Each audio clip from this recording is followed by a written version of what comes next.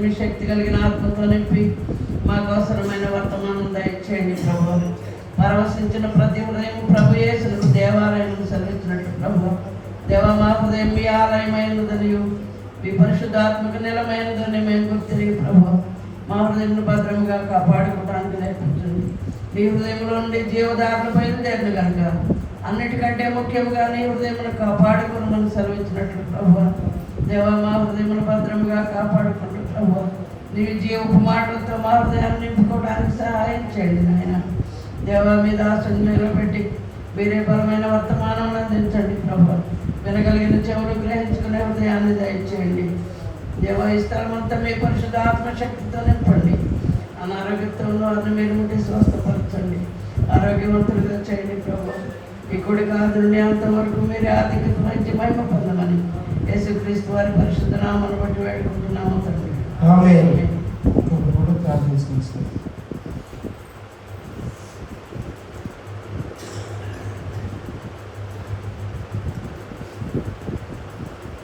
దయచేసి ప్రార్థించవలసిందిగా ఉంటుంది.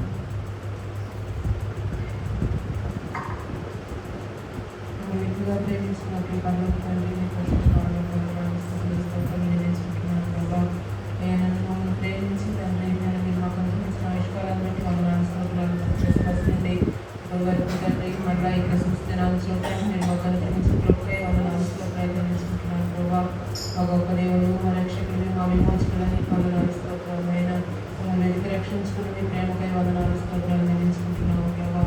దేవ మా కొరకు ఈ లోకానికి దిగి వచ్చిన మీ ప్రేమకై వందనాలు స్తోత్రాలు ప్రభావ. మానవులుగా మా మధ్యకు మీరు వచ్చి తండ్రి నేను ఎన్నో ఆశ్చర్యకార్యాలు అద్భుత కార్యాలు జరిగించిన దేవుడు తండ్రి.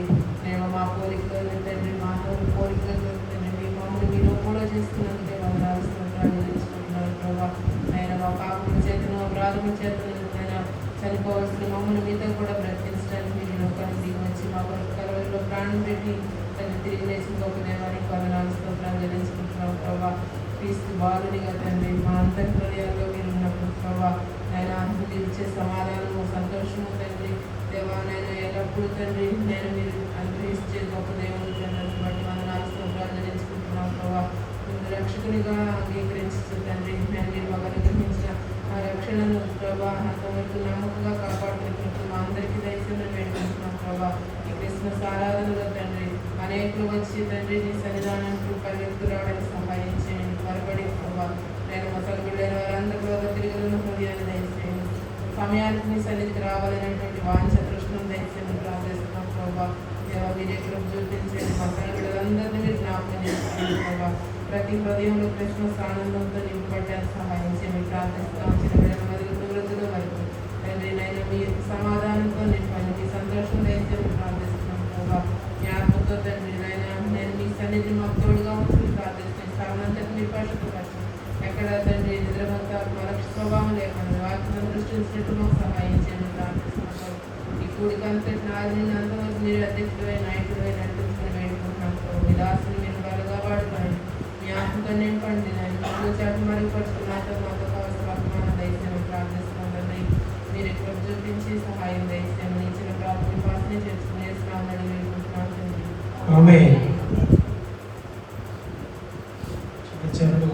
పడుకొని ఉత్తర పద్ధతి భాగంలో కింద మా పాపము బాపా పరమున మమ్ము చేర్చన దివిని విడిచి భూమికి వచ్చిన దైవతనయుడా.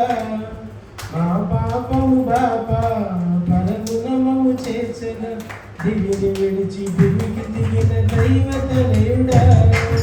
ఇస్సాకు దేవుడా ఇశ్రాయేలు దేవుడా, ఇస్సాకు దేవుడా ఇశ్రాయేలు దేవుడా, మాతో ఉండగా వచ్చి మరియతనయుడా, మాతో ఉండగా వచ్చిన మరియతనయుడా. లాలి లాలి లాలమ్మ లాలి, లాలి లాలి లాలమ్మ లాలి, లాలి జోలాలి, లాలి జోలాలి. ఇమ్మానుయేలు దేవుడా, మమ్ముగన్న దేవుడా,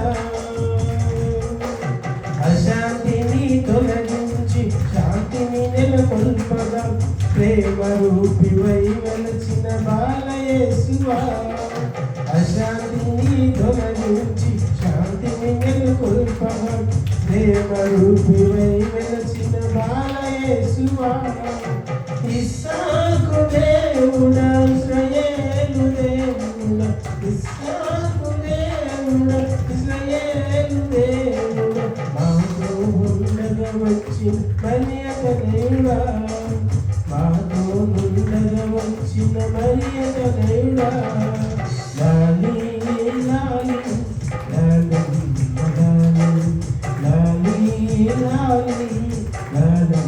లాలి లాలి జోలాలి లాలి జోలాలి ఇమ్మానుయేలు దేవుడా నువ్వు కన్న దేవుడా ఇమ్మానుయేలు దేవుడా నువ్వు కన్న దేవుడా.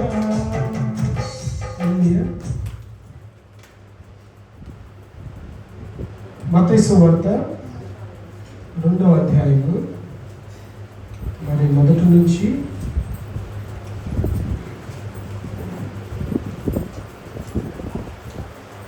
మొదటి నుంచి 18 వచనాలు మన మధ్యలో ఉన్న యోహాను గారు వచ్చి చదివినిపిస్తారు.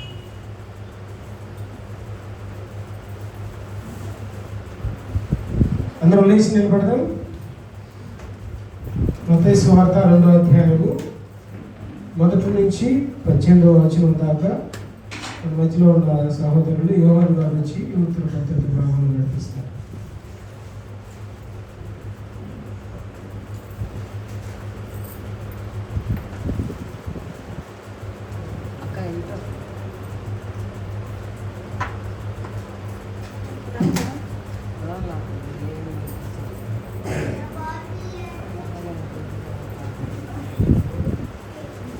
సువార్త 2వ అధ్యాయం మొదటి నుండి 18 వరకు చదువుకున్నాం.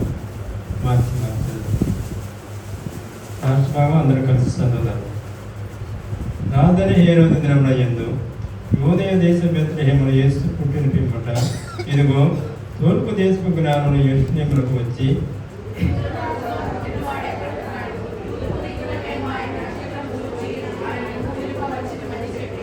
హేరోదు రాజు ఈ సంగతి వినినప్పుడు అతడును అతనితో కూడా యెరూషలేము వారందరూ కలవరపడిరి.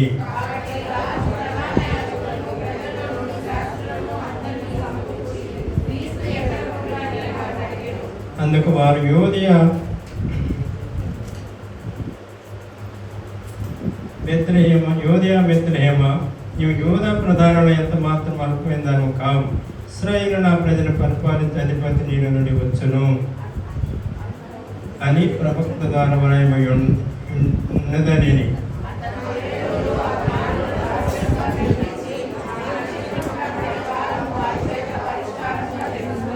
మీరు వెళ్ళి ఆ శిశు విషయమై జాగ్రత్తగా విచారించి తెలుసుకొనగానే నేను వచ్చానని పూజించినట్లు నాకు వర్తమానం తిండని చెప్పి వారిని బెత్లెహేమునకు పంపెను.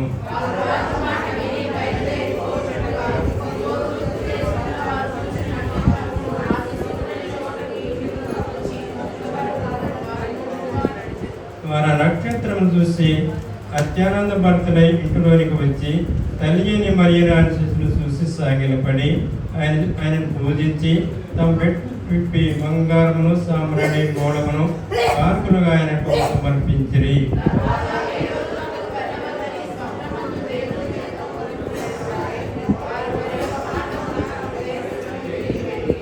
వారు వెళ్ళిన తర్వాత ఇదిగో ప్రభుదూత స్వప్నమందు యేసేపునకు ప్రత్యక్షమై హేరోదు ఆ శిశువును సంహరింపాలని ఆయన వెతకబోతున్నాడు కనుక నీవు లేచి ఆ శిశువును ఆయన తల్లిని ఎంట పెట్టుకొని ఐగుప్తునికి పారిపోయి నేను నీతో తెలియజెప్పు వరకు అక్కడ నీ ఉండమని అతనితో చెప్పెను.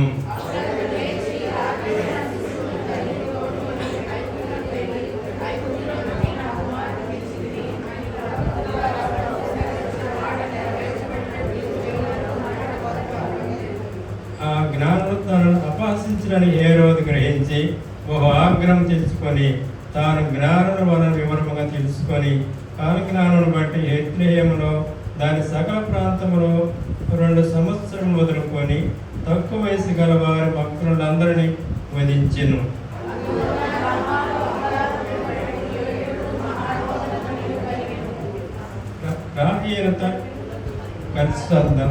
రాహేలు తన పిల్లల విషయమై ఏడ్చుచు వారు ఓర్పునందుకు అని ప్రవక్త ఇర్మియా ద్వారా చెప్పబడిన వాక్యం నెరవేరెను. ప్రార్థన చేసుకుందాం.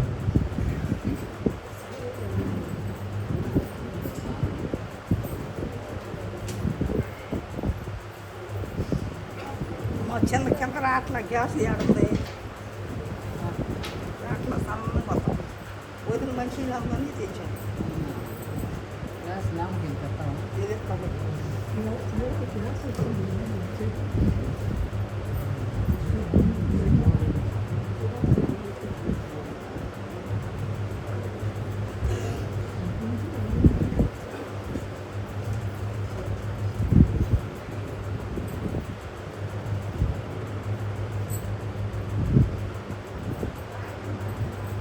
ప్రభాతం వచ్చినట్లయితే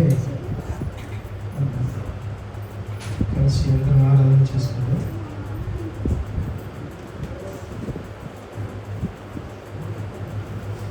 అవసరం మినిస్ట్రీస్ని సమర్పించిన క్రిస్మస్ కానుకగా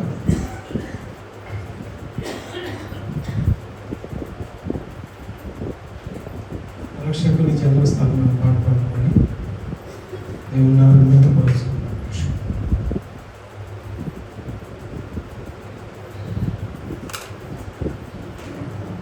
రక్షకుని జన్మస్థలమా యూదయా బెత్లెహేమా, రక్షకుని జన్మస్థలమా యూదయా బెత్లెహేమా, ఆరాధనలకు ఆరంభమా హృదయాత్మలకు నివాసమా, ఆరాధనలకు ఆరంభమా హృదయాత్మలకు నివాసమా, ఎందుకో ఇంత భాగ్యము దాచి ఉంచే ప్రభుని కోసము, ఎందుకో ఇంత భాగ్యము దాచి ఉంచే ప్రభుని కోసము, స్తుతియు మహిమ ప్రభావములు ఎల్లవేళల ప్రభుకే చెందును, స్తుతియు మహిమ ప్రభావములు ఎల్లవేళల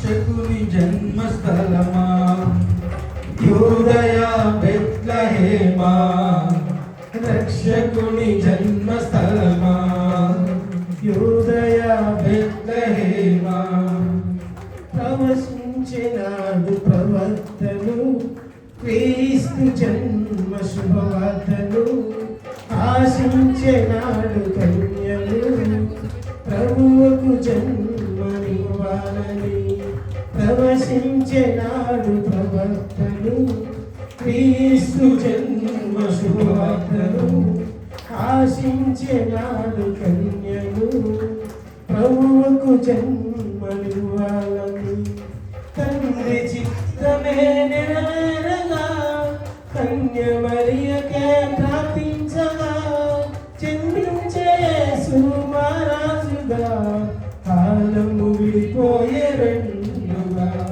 జన్మించే సుమహారాజుగా కాలము విడిపోయే రెండుగా, స్తుతియు మహిమ ప్రభావములు ఎల్లవేళల ప్రభుకే చెందును, స్తుతియు మహిమ ప్రభావములు ఎల్లవేళల ప్రభుకే చెందును, రక్షకుని జన్మస్థలమా యూదయా బెత్లెహేమా, రక్షకుని జన్మస్థలమా యూదయా బెత్లెహేమా, నోటి మాటతో సృష్టిని తన చేతులతో ఈ మనిషిని చేసిన దేవుడు దీనుడై పవళించెను పశువుల పాపను, నోటి మాటతో సృష్టిని తన చేతులతో ఈ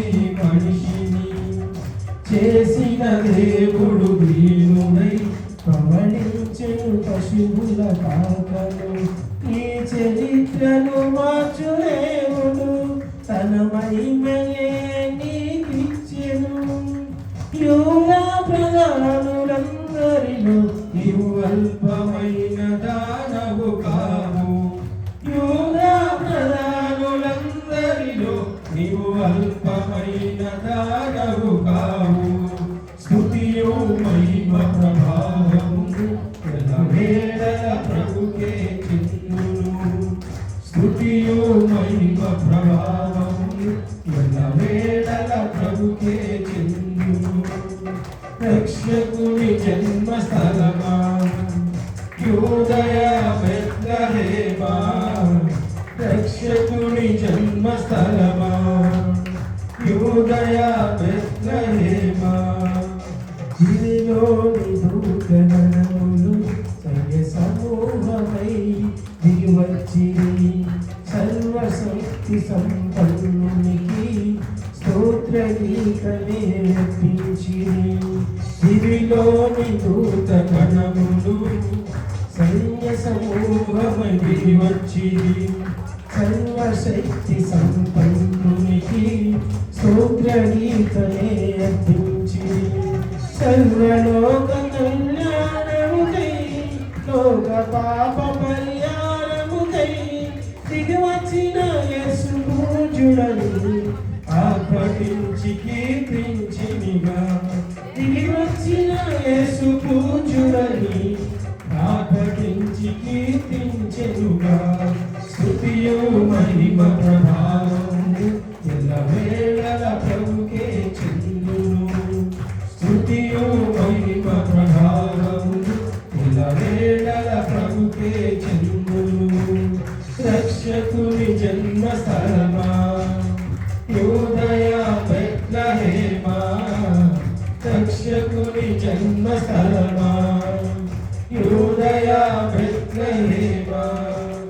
రక్షకుని చూడవచ్చిన ఆదరణను సందడితో రాజులకు మనుషులు చేరెను.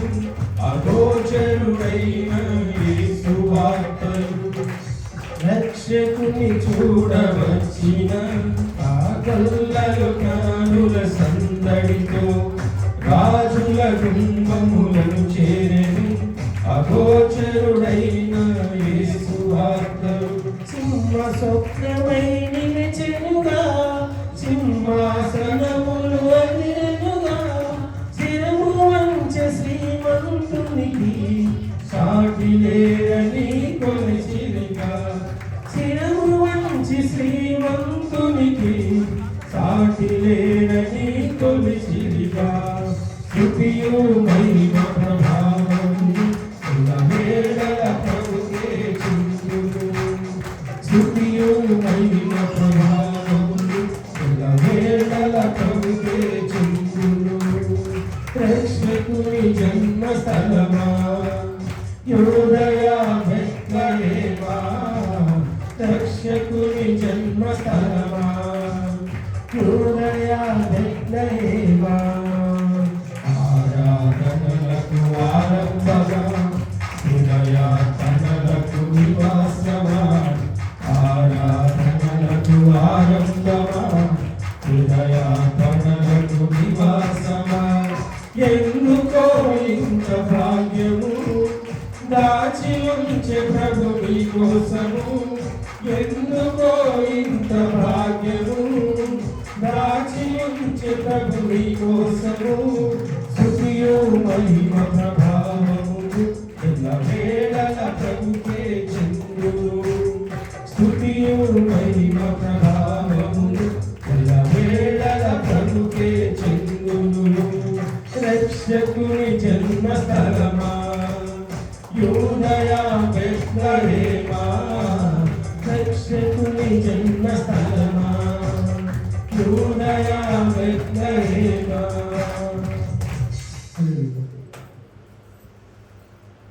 ప్రార్థన చేసుకుందాం. అందరం దేవుని వాక్యం అందరితో మాట్లాడలాగిన కొద్ది నిమిషాలు ప్రార్థన చేసుకుందాం. ప్రభువా, ఈ యొక్క ప్రజలందరికీ కలుగు ఒక సువార్తమానం తండ్రి, మీ దేవదూతల ద్వారా ఈ లోకానికి నీవు అనుగ్రహించిన దేవుడవు తండ్రి. మరి నీ రూపంలో చేయబడినటువంటి ఆదాము లేదా మానవుడు తండ్రి ప్రభా తండ్రి దూతల కంటే కొంచెం తక్కువగా చేసి ఆ దూతలు ఆ రోజు నేను తండ్రి ప్రభు చేసిన పరిచర్య తండ్రి ప్రభా ఈరోజు నీ వాక్యం అనేటువంటి ఆ వాక్యం తండ్రి నీవే, ఆ వాక్యం నీవై ఉన్నావు తండ్రి, దేవుడే వాక్యమై నిన్ను మరి లేఖనాలు సెలవిస్తుండగా నిన్ను మోసేటువంటి అయా తండ్రి ప్రభు సాధారణంగా దైవజనులను అలాగే మిమ్మల్ని నమ్మినటువంటి విశ్వాసులందరికీ తండ్రి ప్రభు నీవు అనుగ్రహించినందుకే మీకు స్తుతులు చెల్లిస్తున్నామని ప్రభువులందరం కూడా స్తుతిస్తూ ప్రార్థన చేద్దాం.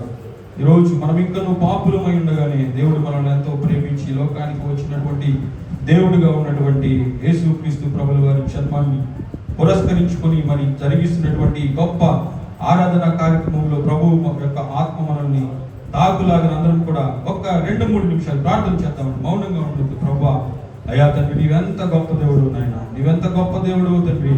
అయా తండ్రి ఆకాశం మహాకాశములు పట్టజాలని వాడవు నాయన తండ్రి. కోటి సూర్యుల కంటే కూడా ఎక్కువ తేజస్సులో వసించే నీవు తండ్రి ప్రభా. అయా తండ్రి మమ్మల్ని ప్రేమించి విడిచిపెట్టకూడని మహాభాగ్యమని ఎంచుకొనక ఆ గొప్ప ధవళ సింహాసనమును విడిచినైన తండ్రి ఈ లోకానికి దిగి వచ్చిన దేవుడు నాయన మీకు స్తోత్రాలు స్తోత్రాలు ప్రభా. ఈ లోకం యొక్క పరిస్థితులు నాయన తండ్రి మీరు తండ్రి ప్రభు ఎరుగని వారు కాదు తండ్రి. అయా తండ్రి కేవలం నరుల యొక్క ఊహ ఎల్లప్పుడూ చెడ్డదని లేఖనాలు సెలవిస్తుండగా అడే తండ్రి అటువంటి పాపభూయిష్టమైన లోకంలో నుంచి నీవు తండ్రి ప్రభు నీ గొప్పగా కుమారుని తండ్రి మా కొరకు తండ్రి ప్రభా వెనుతీయక తండ్రి ప్రభా అర్పించడానికి తండ్రి ప్రభా అయా తండ్రి మా పితరుడైనటువంటి అబ్రహాం తండ్రి ఏ విధంగా నిర్ణయం తీసుకున్నాడు అయా తండ్రి ప్రభా నీవు పరీక్షించినప్పుడు నేను తండ్రి అయా తండ్రి ప్రభా అదే విధంగా తండ్రి ప్రభా అయా తండ్రి నీవు కూడా తండ్రి ప్రభా నీ కుమారుని ప్రభా తండ్రి ఇచ్చి అయా తండ్రి మా యొక్క సకల పాప పరిహారార్థం నేను తండ్రి నీవు చేసినటువంటి గొప్ప శిలువ త్యాగమును బట్టి మీకు స్తుతులని ప్రభువుని స్తుతిస్తూ ప్రార్థన చేద్దాం. ప్రభా తండ్రి నీ వాక్యం ద్వారా మాతో మాట్లాడండి నాయన. దైవజనులు తండ్రి ప్రభా తండ్రి నీ శిలువ చాటును మరుగు చేయండి తండ్రి. నీ నోటి బోరగా వాడుకోమని వేడుకుంటున్నామని ప్రార్థన చేయండి. అందరూ కూడా ప్రభా ఈ యొక్క సమయంలో తండ్రి నీవు ఈ లోకానికి వచ్చినప్పుడు నాయన తండ్రి ఎంతో సంతోషం నాయన తండ్రి. ఆ యొక్క పరలోకంలో ఉన్నటువంటి ఆనందం భూమి మీదకి తీసుకొచ్చావు తండ్రి.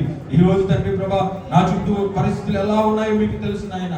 నా కుటుంబ పరిస్థితులు ఎలా ఉన్నాయో మీకు తెలుసు ప్రభా.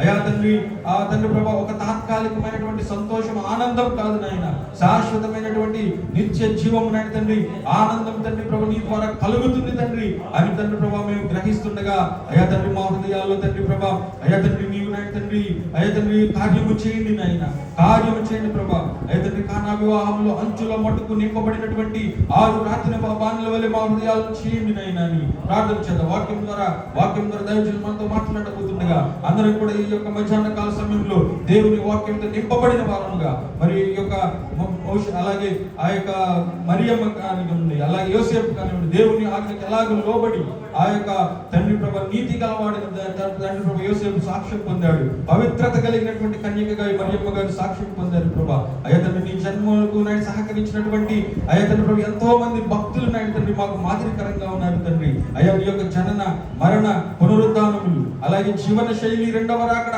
ఆగమనము ఈ 5ంటిని కూడా తండ్రి మనం ఎల్లప్పుడూ స్మరించుకోవడానికి సహాయం చేయమని ఈ మధ్యాహ్న కాల సమయంలో దైవజనులను పెట్టి మా అందరితో మాట్లాడి మీరు మహిమ పొందమని, ప్రపంచ వ్యాప్తంగా జరుగుతున్న ఆరాధన ద్వారా మీరు మహిమ పొందండి నాయన. ఇంకా అనేకులు మీ వైపు తిప్పండి తండ్రి. అందరూ పాపం నుంచి విడిపించబడి మీరు ఈ లోకానికి వచ్చిన పరమార్థం నెరవేర్చబడినట్లుగా మీ సహాయం చేయమని యేసయ్య నామములో మనం అడిగి పొంది ఉన్నాము తండ్రి. ఆమేన్. అందరికీ వందనాలు. ప్రభువైన యేసుక్రీస్తు నామములో మరొకసారి శుభవందనాలు. అలానే క్రిస్మస్ శుభాకాంక్షలు. అలానే అందరూ కూడా హ్యాపీ క్రిస్మస్, హ్యాపీ క్రిస్మస్. సంతోషంగా చెప్పాము కానీ మన హృదయాలు ఎంత క్రిస్మస్ ఆనందం లోపల క్రీస్తుకి ఇష్టంగా ఉంటే ఆయనకి ఇష్టమైన ప్రజలకు ఆయన భూమి మీద సమాధానం సంతోషం. మనకి ఇష్టంగా ఎంతమంది ఉంటే అది నిజమైన సంతోషం కదా. హ్యాపీ అనగానే మేరీ క్రిస్మస్ అన్నాం కదా, అది పరిపూర్ణమైన క్రిస్మస్ అయితే దేవుడు మెచ్చుకుంటాడు. ఇక్కడ వాళ్ళందరూ కూడా సంతోషమే. ఎందుకంటే వారి ఉండాలని దేవుడు కోరుకుంటున్నాడు. చూడండి, రాత్రి ఒక వాక్య భాగాన్ని చెప్పాము. కొంతమంది వచ్చారు, మరొక ఆయన సన్నిధిలో ఆయన ధన్యనిధిలో వచ్చి ఇంకొక భాగం కూడా ఉన్నది. కానీ కొద్దిగా ఆ భాగం చెప్పి మరి మనకి సంవత్సరాలు గడుస్తున్నప్పటికీ క్రిస్మస్ అంటే అందరికీ తెలుసు. క్రిస్మస్ అంటే మనం నాటిక ద్వారా, క్రిస్మస్ క్రిస్మస్ ఆరాధన ద్వారా, లేదా అనేక మంది కరుణామయిని అంటే సినిమా ద్వారా, నాటికల ద్వారా తెలుసుకుంటారు చక్కగా కదా. ఈస్టర్ పండుగ గురించి, సిలువ గురించి ఇవన్నీ కూడా మనందరికీ తెలుసు. కానీ దాంట్లో నుంచి కొన్ని మాటలు ధ్యానం చేసుకుందాం. మరి సమయానికి మీరు ఇప్పుడు చుట్టారు, లేటుగా వచ్చారు కనుక 12:30 అయింది. ఇచ్చినప్పటికీ ముగించేటప్పటికి మన గడియారాలు చూస్తారు. కొంచెం తినొచ్చారా అందరూ కూడా? మరి అది కొంచెం సేపు దేవుని కొరకు కడుపు మాడిస్తే ఏం పర్వాలేదు. ఈరోజు చూడండి, ఇక్కడ వాక్యంలో మరి క్రిస్మస్ రాత్రి చెప్పిన భాగం కొద్దిగా చెప్పి మళ్ళా ముందుకు వెళ్తాను.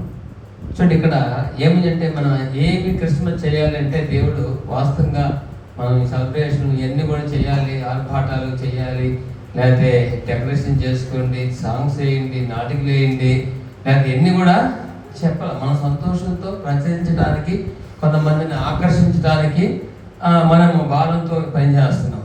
చేయడం మంచిదే, కానీ క్రీస్తుని అందించాలంట. క్రిస్మస్ అంటే ఏంటంటే క్రీస్తుని నిజమైన అందించే వారంగా ఉండాలి. చూడండి, మనకి పరిశుద్ధ గ్రంథంలో ఆయన ఎలాంటి వాడు అని మనకు రాత్రి చెప్పుకున్న భాగంలో 9వ అధ్యాయం రోమ 5వ వచనంలో ఆయన గురించి చూడండి. పౌలు గారు అంటాడు, పితరుల వీరు వారి శరీరం బట్టి, రోమా పత్రిక 9వ అధ్యాయము 5వ వచనం, పితరులు వీరు వారు శరీరం బట్టి క్రీస్తు అంటే యూదుల్లో పుట్టాడు. ఈయన ఎలాంటి వాడట? సర్వాధికారైన దేవుడే ఉండి నిరంతరము స్తోత్రం. చూడండి, నిరంతరము స్తోత్రం. సర్వాధికారైన దేవుడే, సర్వం అధికారం ఆయనకు ఉంది ఈ భూమండలం మీద. ఇక్కడ భూమి మీదను, ఆకాశం మీదను, పరలోకముందును, వాతావరణం ఎక్కడ ఆయన సర్వాధికారం కలిగిన గొప్ప దేవుడు. ఇక్కడ ఆరాధించేవాడు ఎప్పుడు ఒక శిశువు కాదు. ఏంటి మనం చూస్తాం కదా, అందుకంటాం కనుక ఆయన కొన్ని యొక్క 100ల సంవత్సరం ద్వారా గ్రంథస్థంలో ఆయన పుట్టినవాడు, ప్రవచనం ద్వారా పుట్టినవాడు. చూడండి, అక్కడ ఆ సమయంలో నేను కొంచెంగా అలా లైట్గా ముందుకు వెళ్దాం. చూడండి, ఇక్కడ పుట్టినప్పుడు ఇక్కడ 3 వ్యక్తులు మనం చూస్తాం. చూడండి, 3 భాగాల్లో మనం చూస్తాము. ఒక భాగము చూడండి, యేసుని ఏసారంట అందించిన వారు, యేసుని అందించిన వారు. 2వ భాగము దేవుని యేసుని ఆరాధించిన వారు. 3వ వారు అవమానించిన వారు. చూడండి, 3 ఉన్నారు. ఈ 3 భాగాల్లో మనం ఎవరు ఉన్నాము అనేది ఆలోచన చేస్తే చూడండి, మరియమ్మ ఏం చేసిందంట? చూడండి, మరియమ్మ యోగ్యురాలే. మరి యేసు ప్రభు వారు మనం చూస్తాం యెషయా గ్రంథం 7వ అధ్యాయం 14వ వచనంలో యేసు ప్రభు వారు పుట్టక ముందు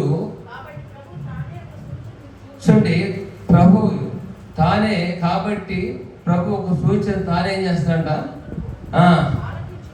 ఆలకించుడి, కన్యక గర్భవతి కుమారుని కని అతడికి ఇమ్మానుయేలు పేరు పెట్టును అని చెప్పి ఒక గ్రంథంలో 700 సంవత్సరాలు యేసు ప్రభు వారు పుట్టక ముందు రాయించబడ్డాడు. అదే 9:6లో ఏలియన్గా మనకు శిశువు పుట్టిన. చూడండి, భాగాలు ఉన్నాయి. అలా మేకాలో, జకర్యాలో చూడండి, మనం చూస్తే మలాకీలో కనుక కొన్ని 100ల సంవత్సరాల నాడు యేసు ప్రభు వారు పుట్టక ముందు లేఖనం ద్వారా, ప్రవక్త ద్వారా రాయబడి ఉన్నాయి. చూడండి, అది ఎలా అంటే కన్యక. చూడండి, ఆ కన్యక ఎవరు అంటే పరిశుద్ధంగా ఉండే ఆమె. దేవుడు ఎన్నుకున్నాడు. అందుకు తెలుసు యేసు ప్రభు వారు ఎక్కడ పుట్టాలి, ఎక్కడ మరణించాలి, ఎక్కడ బ్రతకాలి, ఎక్కడ తిరిగి లేవాలి, ఎప్పుడు వల్ల. అందుకే ఈ క్రిస్టమస్తో అనుసంధానం ఏదంట? క్రిస్టమస్ వస్తేనే ఈస్టర్ వస్తుంది, ఈస్టర్ వస్తే గుడ్ ఫ్రైడే వస్తుంది, గుడ్ ఫ్రైడే వస్తే ఈస్టర్ వస్తుంది, ఈస్టర్ వస్తే ఆయన 2వ రాకడ వస్తుంది. అర్థమైందా? ఆయన పుట్టుక ద్వారా ఏమొచ్చిందంట? ఆయన పుట్టడం ద్వారా మరణము, ఆయన రక్తము చిందించడానికి పుట్టుక మొదట. తర్వాత ఈ 4 అనుభవాలు వచ్చినాయి. 5వ అనుభవము ఆయనకు మాత్రం తండ్రికి తప్ప వేరే ఎవరికి తెలియదు. కనుక దేవాది దేవుడికి తెలుసు. కనుక ఇట్టి అనుభవం వలన మనం చూస్తున్నాము. ఇక్కడ మరియమ్మ ఆ యూదా సాంప్రదాయాల్లో మనం చూస్తాము. ఎట్లంట, కొంచెం బయట పెట్టిరా, గొడవాడుతున్నాడు. చూడండి, ఆ యూదా ప్రజలు వారి యొక్క చిన్నాడు అనుకుంటారట, సహజంగా ఈ అబ్బాయిని మా అమ్మాయికి ఇవ్వండి అని. అలా అనుకున్న ఆ సాంప్రదాయాల్లో యేసోబు మరియమ్మలకు అనే లేఖనంలో చూస్తున్నాము. కానీ ప్రధానం చేయబడింది. చూడండి, మనం చూస్తున్నాము ఒక వయసు వారికి యుక్త వయసులోనే, అంటే ఒక బాల్యం నుంచి యవనంలోకి మెచ్యూరిటీ అయిన కొన్ని దినాల్లో వారు అయిన కాలంలోనే తర్వాత వారికి ప్రదానం చేయబడింది. చూడండి, వీరు ఆ చేసే గ్యాప్లో మరి మరియమ్మకి ఏమొస్తుందంట? దూత ప్రత్యక్షమైంది. నీ మరియమ్మ నీకు, చూడండి ఆ చదవబడిన భాగం చూడండి, లోకసువార్త కానీ చక్కని అనుభవాలంటే కదా. మరియమ్మని మత్తయి సువార్త ఆమె దర్శించిన అనుభవం చూస్తే చూడండి, మరియా నువ్వు పరిశుద్ధాత్మ చేత గర్భవతి అయ్యావు అని చెప్పేటప్పుడు అంటుంది, నేను ఏ పురుషుణ్ణి ఎరగదాన్ని, ఇది ఎలాగూ జరగను అని ఆశ్చర్యపోతుంది. ఇలా జరిగింది, ఎక్కడ పురుషుడు ఎరగదాన్ని అని ఆశ్చర్యపోతున్నప్పుడు, భయపడుతున్నప్పుడు, ఇదిగో దేవాది దేవుడి నిన్ను దర్శించాడు, నువ్వు ఆయనతో కన్య గర్భంతో కుమారుడు పుట్టును ఆయన అనే మాట చెప్పి ఆమె బలపరిచినప్పుడు ఆమె ఏంటంటే చూడండి, ఎక్కడ సిగ్గుపడలేదు, ఎక్కడ ధైర్యపడలేదు. ఆమె సమాజం చూడలేదు. ఏం పెళ్ళి అవ్వలేదు కదా, ఇంకా ఈ గర్భం వచ్చింది ఏముంది, అంతగా వీళ్ళు తొందరపడ్డారా, లేదా అసలు యేసోబుతో ఉందా, అక్రమ జీవితంలో ఉందా అని అనుకుంటారే అని సమాజం ఏమి చూడలేదు. తన పవిత్రత కాపాడుకుంది. వేస్తున్నాలో పడుతున్నాడు, ధైర్యపడలేదు. సరే, అదే అనుభవం మనం చూస్తే యేసోబు కూడా తెలిసిందట, రహస్యముగా విన్నాడదాం అనుకున్నాడు. రహస్యంగా విన్నాడున్నప్పుడు గాబ్రియల్ దూత ఆయన ప్రత్యక్షమై ఆమె యోగ్యరాలు, పరిశుద్ధాత్మ చేత కుమారుని కంటుంది, పాపను రక్షించిన క్రీస్తు యేసు పేరు పెట్టు అని చెప్పినప్పుడు యేసోబు కూడా అంగీకరించాడు. అంగీకరించిన యేసోబు ఇదేంటి చూడండి, తన పవిత్రత కాపాడుకున్నాడు. ఇంకా 3 నెలల్లో 4 నెలల్లో వివాహం చేసుకోవాలి. ఎప్పుడు ఈ నెలలు అంటే రోజులుగా గడిచిపోతాయి. వారికి జీవితం ఎప్పుడు వారు వివాహం చేసుకోవాలా, ఏకశైర్యంగా ఉండాలా, ఆనందంగా ఉండాలా అనుకున్న రోజుల్లో ఏమొచ్చిందంట? దేవుని బాబు చూడండి, ఎక్కడ దేవుని మాటకి లోబడిన అనుభవం చూస్తున్నాం. చూడండి, అక్కడ తన పవిత్రతను కాపాడుకున్నాడు. ఇప్పుడు మరియమ్మను తీసుకెళ్ళాడు. చూడండి, ప్రయాసంతో ఎక్కడ నజరేతు నుంచి యూదా బెత్లెహేము తీసుకెళ్ళాడు ప్రయాసంతో. సమాజం ఏమనుకున్నా చూడండి, మనం చూస్తున్నాం గాడి మీద లేదా ఆయన ఎత్తి తీసుకెళ్ళొచ్చు, నడిపించుకెళ్ళొచ్చు. అదేమిట్రమాయి అంటే యేసు ప్రభు కన్య గర్భం పుడతాడట, నా ఇగో ఈ ప్రధాన చేయమని మరేందుకు దేవుడు దర్శనం వచ్చి చెబితే నమ్ముతారా? నమ్మరు. ఎగతాళి చేసేవారు ఉంటారు. వారు ప్రయాణం చేస్తున్నప్పుడు ఎంతమందో మరి ఎగతాళి చేయొచ్చు, తెలిసిన వారు ఎగతాళి చేయొచ్చు, కానీ వారు సమాజానికి భయపడలేదు. ప్రభువుని మోసుకొని వెళ్తుంది మరియమ్మ. ప్రభు గర్భంలో మరియమ్మ ఆయన సహకరించి యేసుకు తీసుకెళ్తున్నాడు, కానీ సమాజాన్ని వైపు చూడలేదు. క్రీస్తుని అందించడానికి లోకం వైపు చూడలేదు. ఈరోజు నువ్వు కూడా క్రీస్తుని నీ యొక్క హృదయంలో చేర్చుకుంటానికి, నువ్వు ఆయన నీ గర్భంలో నీ హృదయంలో చేర్చుకుంటానికి నువ్వు అంగీకరించి తీసుకుని వెళ్తుంటే, అంగీకరించి నడుస్తావంటే నిన్ను కూడా ఎగతాళి చేసే బ్యాచ్ ఉండొచ్చు. నువ్వు ఎక్కడ భయపడక్కర్లేదు, ఎక్కడ సిగ్గుపడక్కర్లేదు. నీకున్న ఆ పరిశుద్ధతను ఎంచుకొని పరిశుద్ధంగా నడవటానికి, క్రీస్తుని అందించడానికి చూడండి, వీరిద్దరు ఎలాగపడారంట, క్రీస్తుని అందించారు సర్వలోకానికి. హల్లెలూయా. ఈరోజు నువ్వు అందిస్తున్నావా? మందిరానికి వస్తున్నావు, ఎన్నో సంవత్సరానికి వస్తున్నావు. ఈరోజు ఎన్ని సంవత్సరాల మందిరానికి వస్తున్నావు. క్రీస్తుని అందించడానికి కావలసిన అర్హతలు 2. ఒకటి పరిశుద్ధత ఉండాలి, పవిత్రత ఉండాలి. రెండోది త్యాగం ఉండాలి, తెగుపు ఉండాలి. ఈ రెండు నీలో ఉన్నాయా? ఈ రెండు నీలో ఉన్నాయా అనేది ఆలోచన చేయాలి. ఆ రోజు వారు నిజంగా గర్భంలో ధరించారు. మరియమ్మ ఈరోజు యేసు ప్రభు నీ హృదయంలోకి వచ్చాడు. యేసు ప్రభు యేసు ఎదురుకు వచ్చి ప్రభా ఆయన గ్రహించి ఆయన కృప చేత రక్షించబడి మందిరంకి వచ్చి యేసు దేవుడిని గుర్తించి పాపను రక్షించుకొచ్చిన కన్య గర్భ కుమారుని ఆయన రక్తం పరిశుద్ధపరిచిందని ఆయన రక్తం చేత నా పాపలు కడగబడ్డాయి, నా దేహంలో యేసే వచ్చాడు, ఇప్పుడు ఆయన నివాసిస్తున్నాడు, ఈ నేను అందించాలి అనేది ఎంతమంది ఇప్పుడు జ్ఞాపం చేసుకోవాలి. మరియమ్మ యేసుడి యేసుకు చూడండి, వివాహం అయిపోయింది కాదు, వివాహం అవ్వకముందే గర్భం వచ్చింది కదా, అయిపోయింది కదా కాదు. ఆమె జీవితం ఆమె పాలు విడిచి పెట్టే వాళ్ళకి అది పరిశుద్ధంగా కాపాడుకోవాలి. మరి యేసు తన పవిత్రతను నీతిమంతులుగా ఉన్నాడు, పవిత్రంగా కాపాడుకుంటూ ఉన్నాడు. చూడండి, అదే ఆ రీతిగా మనం కూడా యేసును అందించాలంటే మనం నీతిమంతులుగా ఉండాలి. అప్పుడు మనం చెప్పగలం. ఎందుకు ఈరోజు చెప్పలేకపోతున్నాం? మన ఇంటి పక్కన చెప్పలేకపోతున్నాం, ఎదురు వాళ్ళు చెప్పలేకపోతున్నాం. చూడండి, ఎదురున్న పాపం చేసేవాడు ఉంటే వారి ఇంటికి అసహించుకుంటాం. క్రీస్తు ప్రేమను చూపించాలి కదా. మనమే నీతిమంతులను చెప్పుకుంటే ప్రయోజనమేమి?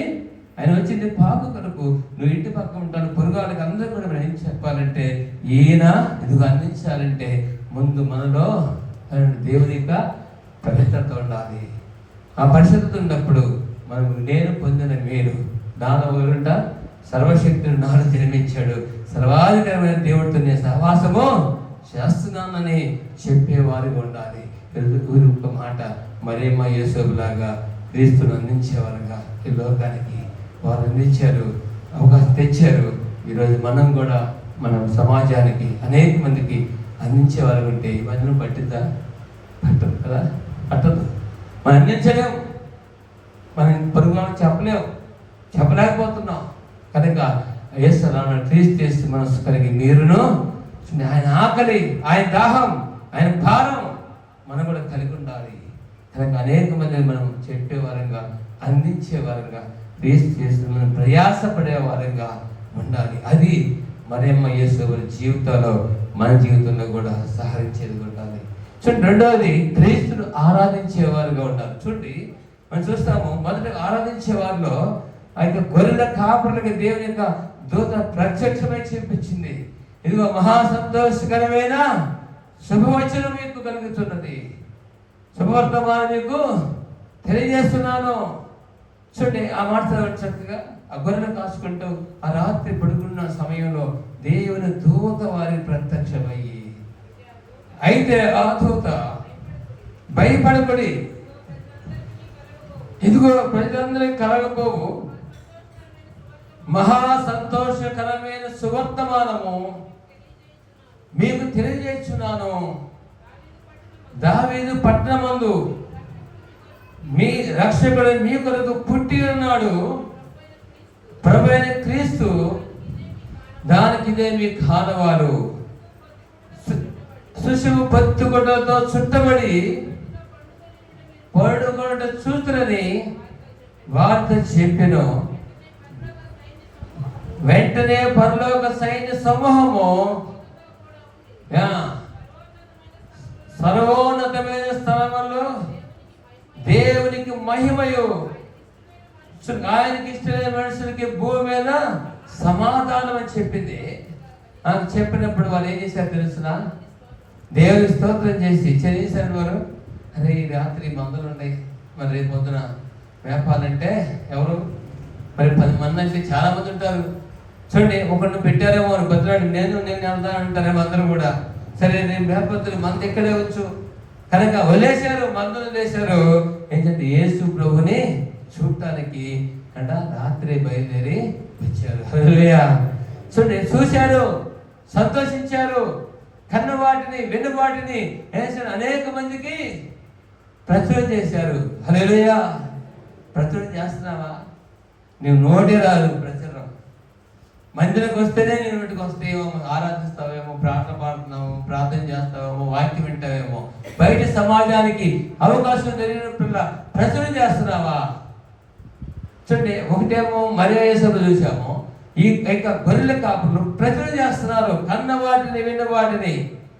ఈరోజు నీ జీవితంలో కన్న వాటిని విన్న వాటిని, నీ జీవితంలో అనుభవించిన వాటిని, ఈరోజు నా యొక్క జీవితంలో ఒకప్పుడు సంతోషం లేదు, సమాధానం లేదు, ఆనందం లేదు, నిరీక్షణ లేదు, ధైర్యం లేదు, తిరిగిపోయిన జీవితంలో మురికి గుడ్డలతో నా బ్రతుకున్నది. దేవుడు నన్ను పరిశుద్ధపరిచి పవిత్రపరిచి నాకు ధైర్యం ఇచ్చి నిరీక్షణ ఇచ్చి ఆయన రాజ్యానికి చేస్తున్న ధైర్యం నాకు ఇచ్చాడు.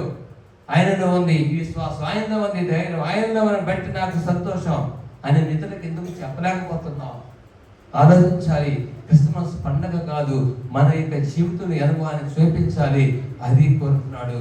కనుక ఆరాధించే గుంపులో ఎవరు? గొర్రెల కాపర్లు, ప్రచురణ చేసే అనుభవం ఉన్నారు. చూడండి, మూడో అనుభవం చూస్తే జ్ఞానులు ఉన్నారు. చూడండి, వారి జ్ఞానులు మన యొక్క జీవితంలో జ్ఞానులు ఎంతో సమయం, జ్ఞానులు అంటే జ్ఞానం గలవారు. చూడండి, ఒక జ్ఞానంతో కొత్త కొత్త టెక్నాలజీ కలుపుకునేవాళ్ళు. చూడండి, వారి మరి జ్ఞానులు అంటే చూడండి, వారు పరిశోధించేవారు, అని తెలుసుకునేవారు, వారి సమయాన్ని వ్యర్థాలు చేసుకోరు. చూడండి, జ్ఞానంతో ఎప్పుడు కొత్తది తెలుసుకోవాలని ప్రయాణం చేస్తుంటారు. కనుక ఆ జ్ఞానవంతులు సమయాన్ని వేసారట అక్కడికి. చూడండి, లేఖన ప్రకారము వారు చుక్కలు చూశారు, లేఖన ప్రకారం గ్రహించుకున్నారు, యూదుల రాజు పుట్టాడని తెలుసుకున్నారు. అక్కడ ప్రత్యక్షమైనప్పుడు వారు ప్రయాణం చేశారు. ఎన్ని రోజుల నుంచి ప్రయాణం చేశారు? చూడండి, ఎన్ని రోజుల నుంచి ప్రయాణం చేశారు? గొర్రెల కాపరి వెంటనే వచ్చారు కానీ పొత్తుగుడ్డలతో ఆ తొట్టిలో చుట్టబడి అనుభవం వచ్చారు కానీ చూడండి, ఏం చూడటానికి వారు రమారమి సంవత్సరం దాటింది. చూడండి, సంవత్సరం దాటింది, అంత ప్రయాణం చేశారు వారు. చూడండి, ఆ ప్రయాణంలో మరి ఎంతమంది ప్రయాణించారో తెలియదు కానీ కొంతమంది ఆగిపోయి ఉంటారు. ఏమని? సరేది శీతాకాలం వచ్చింది కదా, కొంతమంది శీతాకాలం వచ్చింది అంటే వర్షాకాలం వచ్చింది, ఎండాకాలం వచ్చింది. ఎండలో ప్రయాణం చేశారు, చలికాలంలో ప్రయాణం చేశారు, వర్షాకాలంలో ప్రయాణం చేశారు. వీరికి ఎక్కడ బస్సులు ఉండేదో తెలియదు, ఎక్కడ సత్రాలు తెలియదు, మరి ఆహారం ఎలాగో తెలియదు. కానీ మేము ఎవరు చూడాలి? యేసుని చూడాలి, యూదుల రాజును చూడాలి, ఆయన మేము ఆరాధించాలి. ఆశతో వారు చూడండి ఎంత ప్రయాసపడి వచ్చారు. ఈరోజు ఎంతమంది మనం ప్రయాసపడుతున్నాం? ఎంతమంది ప్రయాసపడుతున్నాం? చూడండి, యూదుల రాజు చూడాలని వారు జ్ఞానులు వారి సమయాన్ని, వారి డబ్బుని, వారి యొక్క వారికున్న స్థితులన్నింటినీ, కుటుంబాన్ని, భార్యని, పిల్లల్ని వదిలించుకొని పక్కన పెట్టుకొని తెగించి దేవుని చూడటానికి ఆశలు ఇచ్చారు. అది చూస్తున్నాడు దేవుడు. ఈరోజు నువ్వు అన్నిటికంటే ముఖ్యము, నువ్వు జ్ఞానంలాగా ఆరాధించే గుంపులు ఉండవా? ఆరాధించడానికి నువ్వు ఆసక్తితో మన అందరం కూడా మన సమయాన్ని సద్వినియోగం చేసుకొని భారంతో ప్రతి ఉత్సవకుడికి, ప్రతి సమయంలోకి మనం దేవుని సన్నిధిలో వస్తే ఆయన ఆరాధించేవారు అంటే దేవుడు సంతోషపెడతాడు. చూడండి, యూదుల రాజు ఎక్కడని వచ్చారు. చూడండి, అది అనుభవం చూస్తున్నాం. బంగారము అర్పించారు ఒకళ్ళు. చూడండి, బంగారం ఎందుకు అర్పిస్తారంటే ఈయన రాజు, కిరీటానికి గుర్తు. చూడండి, ఈయన రాజుకు రాజు, ప్రభుడుకు ప్రభు. చూడండి, ఇక్కడ రాజ్యం గతించిపోయింది, ఈ రాజ్యం అస్థిరమైంది. ఆయన నుండే రాజ్యం, యుగం నుండే రాజ్యం అది. ఆయన రాజుగా ఉంటాడు. ఆయనని రాజులకు రాజు. అందుకే దావీదు మహారాజు అంటాడు, యెహోవా రాజు నేను నిత్యమని స్థిస్తానయ్యా. చూడండి, రాజు అయినా ఇక్కడ సంబంధించిన రాజు కాదు అని వారు గ్రహించి బంగారాన్ని నిజంగా మనం కూడా ఏం చేస్తాము? పోల్చారు. ఈరోజు మనం కూడా యేసయ్యా రాజులకు రాజు అయ్యా, ప్రభులకు ప్రభు అయ్యా, సర్వాధికారమయ్యా, సర్వాధికారమైన దేవుడు అయ్యా, నువ్వు సమస్త చేయగలవాడు అయ్యా, నువ్వు స్తోత్రాడు అయ్యా అని మనం కూడా స్తుతించవలసిన వారు ఉన్నాం. రెండవది చూడండి, అక్కడ బోలము దేనికంటే యాజకత్వానికి. చూడండి, ఏమైనా మన పక్షం ఏం చేస్తుంది సార్? అతనికి ప్రార్థన బంధకాలంలో ఏం చేయాలంట? రోజు ఏం చేయాలి? పాపం చేశాడు అనుకోండి, ధర్మశాస్త్ర ప్రకారం ఏదో ఒక తప్పు రోజు చేయాల్సింది. ఎన్నో తప్పులే చేస్తా ఉంటాం. చూడండి, అప్పుడేం చేయాలి? గోవునో పక్షినో అన్ని తెచ్చి ప్రతిరోజు ఆ రకంగా రోజు తేవాల్సిందే. యాజకుడు ఆ బలిపేట మీద పెట్టి, ఇదిగో నేనే పాపం చేశానయ్యా, తలంపు చెడ్డ చేశానయ్యా, ఆలోచన చేశానయ్యా, దొంగలు చేశానయ్యా, ఇదిగో ఈ రక్త పక్షిని తెచ్చి అర్పించేయంటే ఆ నైవేద్యం రోజు కానీ అలా చేయడానికి అవసరం లేదు. ప్రధాన యాజకుడు మన పక్షంగా అంటే ఒక్క మారే వేశారు, బలైపోయి ఒక్కసారి బలైపోయి అంటే మన తండ్రి కుడిపార్శ్వం కూర్చొని ఏం చేస్తున్నాడు? విజ్ఞాపన చేస్తున్నాడు. చూడండి, అందుకు గుర్తు, అయ్యా నా కొరకు విజ్ఞాపన చేస్తున్న దేవా నీకు స్తోత్రాలయ్యా, నా కొరకు విజ్ఞాపన చేయొచ్చు, తన వారి గురించి విజ్ఞాపన చేస్తున్న గొప్ప దేవానికి స్తోత్రయ్యా. మా ప్రధాన యాజకుడా, మా నిత్య యాజకుడా, సజీవుడు అని చెప్పి మన దేవుని స్థానానికి వచ్చి స్తుతించే వారంగా ఆరాధించే వారు ఉండాలి. మూడోది మనం చూస్తాము సాంబ్రాణి. చూడండి, సాంబ్రాణి మరి మన అంత క్రైస్తవులకి అయితే మనం బాక్సులు పెట్టేవాళ్ళకి తెలియదు, కానీ చూడండి మన పాడుగట్టి తీసుకెళ్ళి ఏం చేస్తారు? సాంబ్రాణి చూడండి దాంట్లో పెట్టుకొని ఆ సాంబ్రాన్ని వేసిపోగా ఇట్ట అంటారు కదా. చూడండి, సాంబ్రాన్ని దేనికి గుర్తు అంటే మరణించినప్పుడు గుర్తు. ఇప్పుడు మనం ఏం చేయాలి? దేవుని సన్నిధికి వచ్చి ఆరాధన చేశారు, మనలో నువ్వు రాజు అయ్యాలి, స్తోత్రం, మా కొరకు విజ్ఞాపన చేసే దేవా, మా పక్షాన ఇశ్రాయేలు దేవుడు కొనకుడు నిద్రపోని దేవా నీకు వందనాలయ్యా అని స్తుతించాలి. మూడోది మా కొరకు మరణించిన దేవా, మా కొరకు ప్రాణం పెట్టిన దేవా, మా కొరకు రక్తం చెల్లించిన దేవా, మహిమను వచ్చిన దేవా, తెగించి ఈ లోకాన్ని శిశుకొచ్చి మాంసాకారంలో మాకు రక్తం చెల్లించిన దేవా అని స్తుతించే అనుభవం. మరణం గురించి, ఆయన శిలువ ప్రేమ గురించి, శిలువ త్యాగం గురించి దేవుని స్తుతించాలి. ఈ మూడు అనుభవాలు అంటే ఆరాధించిన జ్ఞానులకు ఇచ్చిన అవకాశాన్ని మనకిచ్చాడు. అందుకే ఏం చేయాలంట? దేవుని మనము వచ్చి నిత్యము జ్ఞానులాగా పనిచేయాలి, ఆ యొక్క గొర్రెలాగా ఆరాధించాలి. చూడండి, మూడో అనుభవం చూస్తే అక్కడ ఎవరున్నారట? వచ్చినప్పుడు యెరూషలేముకి వచ్చినప్పుడు అంటే యూదుల రాజు ఎక్కడ పుట్టాడు అన్నప్పుడు హెరోదుని తీసుకెళ్ళినప్పుడు చెప్పారు, అయ్యా ప్రవక్త ద్వారా ప్రవచనం ద్వారా ఇక మాకు దర్శనం ద్వారా వచ్చామయ్యా యూదుల రాజు కోసం. అంటే సరే మీరు వెళ్ళండి, ఎక్కడున్నాడో కనుక్కొని మీరు పూజించి నాకు వచ్చి చెప్పండి. ఆ దేవుడు చెప్పాడు, ఇది కుయుక్తి మోసం చేస్తా వద్దని వారికి దేవుడు మనసు మారించి పంపించాడు. చూడండి, ఈ యూదుల రాజు గ్రహించాడు, ఆయన గ్రహింపు లేదు. ఈలో సంబంధమైన వ్యక్తిగా ఈయన పుట్టాడు. ఒక హోరేది నాయకు సంతానం హీరో స్వభావం అంట, తనే రాజు ఉండాలంట, తన కొడుకు కూడా రాజు ఉండాలని ఇష్టపడ్డాట, తన భార్య రాజు ఉండాలని ఇష్టపడ్డాట, తనే రాజు ఉండాలని కోరుకునే క్రూరుడట. చూడండి, అలాంటి స్వభావంతో హేరోదు రాజు గ్రహించలా.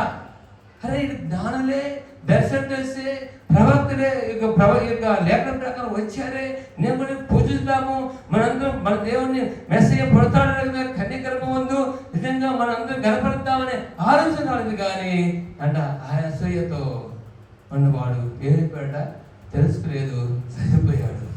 ఆయన చనిపోయాడు. చూడండి, మనం చూస్తున్నాము శత్రువు శాలించాడు. చూడండి, శత్రువు కాడికి అయ్యా అయ్యా భార్య అయ్యా నిలుస్తున్నాయ్యా, అయ్యా కొంచెం స్థలం వీరా, నిప్పున స్థలం వీరంటే లేదు లేదు లేదు ఆలోచన చేయలేదు. ఎవరొస్తలే అసలు ఎక్కడి వచ్చారు మీరు, అసలు ఏంటి మీరు ఎవరొస్తారు వచ్చారు, పెద్ద ఈ సమయం ఎందుకు వచ్చారు అని వారు ఆలోచన చేసి గ్రహించుకుని తెలుసుకోలేదు. చూడండి, పశువులు పాక వచ్చాడు, పాక ఇచ్చినట్టే అడిగితే పశువులు పాక ఇచ్చాడు. కానీ ఆ పశువు పాకలు ఎవరు వచ్చారు? గొల్లాలు వచ్చి ఏం చేస్తారు? ఆయన్ని శ్రద్ధించి సంతోషపడి వెళ్తుంటే ఈ పశువులు కాకు తొంగి చూశాడు, కానీ ఏందోలే వాళ్ళు భక్తి చేసుకుంటున్నారు, తొంగి చూసే అనుభవాలు ఉంటారు కానీ గ్రహించుకుంటా లేదు. చూడండి, మనం గ్రహించుకోలేదు, కానీ జ్ఞానులు గ్రహించుకున్నారు.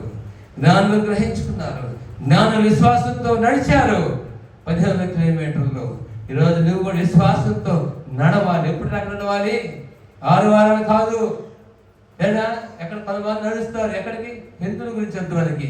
క్రైస్తవులనే ఎలా అంటుంట 7 వారాలు తోటకాలు నడుస్తారు, లేకపోతే 7 వారాలు ఇటు నడుస్తారు. ఈ వారాలు నడిచే భక్తి కాదు. ప్రతిష్ఠించుకుని దేవుడు మరణ వరకు నడవాలి విశ్వాసంతో. అందుకంటాడు నా విశ్వాసాన్ని కాపాడుకుంటుంది తుది మట్టికి. అంటే అంటాడు కలిగిన దాన్ని గట్టిగా పట్టుకోవాలి. నీ విశ్వాసాన్ని గట్టిగా పట్టుకోవాలి. విశ్వాసం కొద్ది రోజులు మందిరానికి రావడం, కొద్ది రోజులు ఆగిపోవడం కాదు. నీ మరణం వరకు విశ్వాసంతో నడవాలి. యేసుని అంటే ఎక్కడుంటా పర్లేకుండా ఆయనతో నివాసం చేయడానికి, ఆయనతో మనం సంచరించడానికి, జయించిన వాళ్ళ కలిసి ఆయన భోజనం చేస్తాడు, ఆయన వాళ్ళతో కాపురం ఉంటాడు. కనుక అక్కడ మనం ఉండటానికి మనం ఏం చేయాలంట? మన జీవిత కాలం అంతా నడవాలి, గ్రహించుకోవాలి. గ్రహింపు లేదు ముగ్గురికి. హీరోదికి గ్రహింపలేదు, శబ్దం ఉండే వారికి గ్రహింపలేదు, చూడండి ఆ పశువుల తాకించిన వారికి గ్రహింపలేదు. కానీ గ్రహించుకోవాలి. మన క్రైస్తవులు ప్రతి విషయంలో మనం గ్రహించుకునే వారంగా ఉంటేనే మనం ఫలిస్తాం. గ్రహించే వారు లేకపోతే రక్షకుడిని చూడలేము. గ్రహించుకుంటేనే మొదట నీకు ఏ స్థితి ఉందో తొలికి ఎండ ఫస్ట్ ఎలా ఉన్నా మహాపత్తిగా ఉన్నాను, ఆయన సర్వశక్తిని ఎదిగినలా, జాగ్రత్తగా ఆయన ఎదిగినలా ఫస్ట్ కొద్దిగుండా మొదటి స్థితి కొంచెమైనను తొలికి మహావృద్ధి చెందుతావు. నువ్వు గ్రహింపు ఉంటే వెలుగుతూ ఉంటే, కానీ నువ్వు గ్రహింపు లేకుంటే ఏమంటావు మళ్ళా వెనక్కి వెళ్ళి అనుకుంటాం. మనకు గ్రహింపు అనేది ప్రతిసారి నా భక్తిలో నేను ఎలా ఉండాను, నా ఆసక్తిలో నేను ఎలా ఉండాను, నేను దేని కొరకు ఎంతవరకు ఫలిస్తున్నాను, పరిశుద్ధాత్మ ఎంత రేపబడుతున్నాను, క్రీస్తుని ఎంతవరకు అందిస్తున్నాను, ఎంతవరకు ఆరాధిస్తున్నాను, పరిశుద్ధాత్మ నిలయంగా నా దేహం ఎలా ఉన్నది అని ఆలోచన చేసుకుంటే అది మేలు.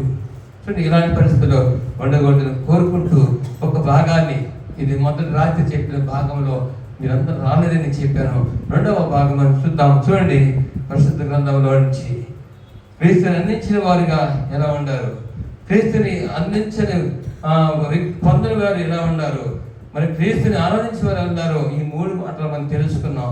కొద్ది మాటలు చెప్పి మళ్ళా ముగిస్తాను. మత్తయి సువార్తలో 4వ అధ్యాయము, మత్తయి సువార్త 4వ అధ్యాయము 12 నుంచి 16వ వచనం కలిసి ఉంటుంది.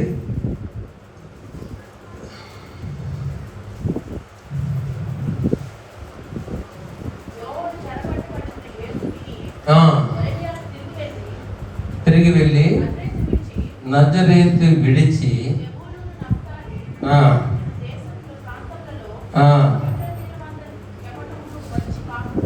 కాపురం ఉండెను.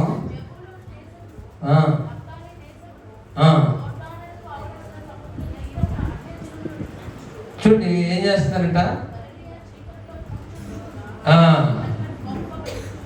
ఏం చూశారంటే ఇక్కడ మన చదవబడిన భాగంలో యోహాను చెరపట్టబడినని యేసు విని గలిలయకు తిరిగి వెళ్ళి నజరేతు విడిచి జెబూలూను నఫ్తాలి దేశంలోని ప్రాంతములో సముద్ర తీరమందలి కమనమునకు వచ్చి కాపురముండును.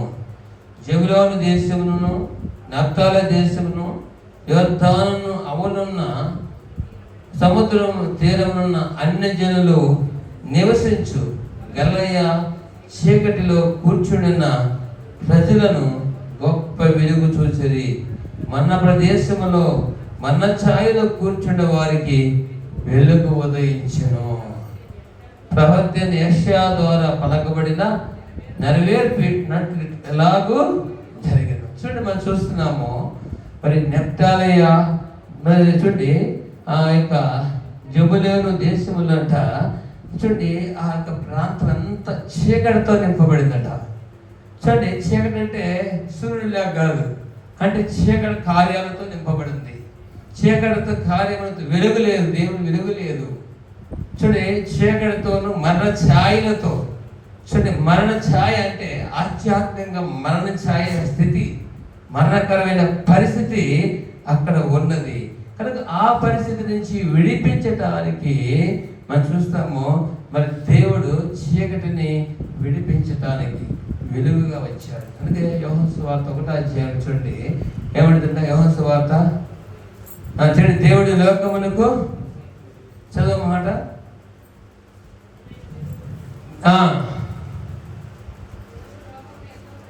దేవుడు లోకమును ఎంతో ప్రేమించును,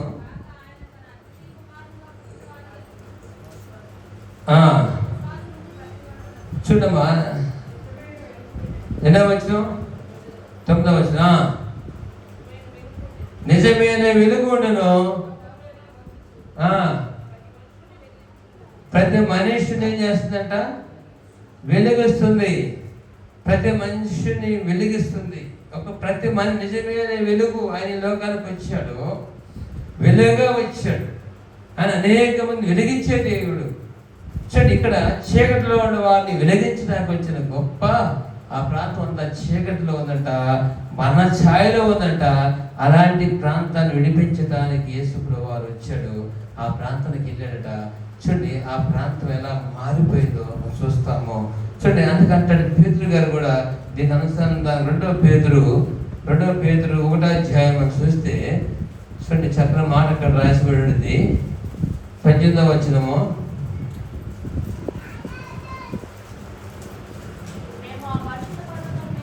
మేము ఆ పరిశుద్ధ పర్వతం మీద ఆయనతో కూడా ఉండిన వారమై ఆ శబ్దము ఆకాశమందు రాగా వింటిమి, మరియు చూడండి మేము ఆ పరిశుద్ధ పర్వతం మీద ఆయనతో కూడా ఉండిన వారమై ఆ శబ్దం ఆకాశం నుండి రాగా వింటి, మరియు ఇంతకంటే స్థిరమైన ప్రవచన వాక్యం మనకున్నది.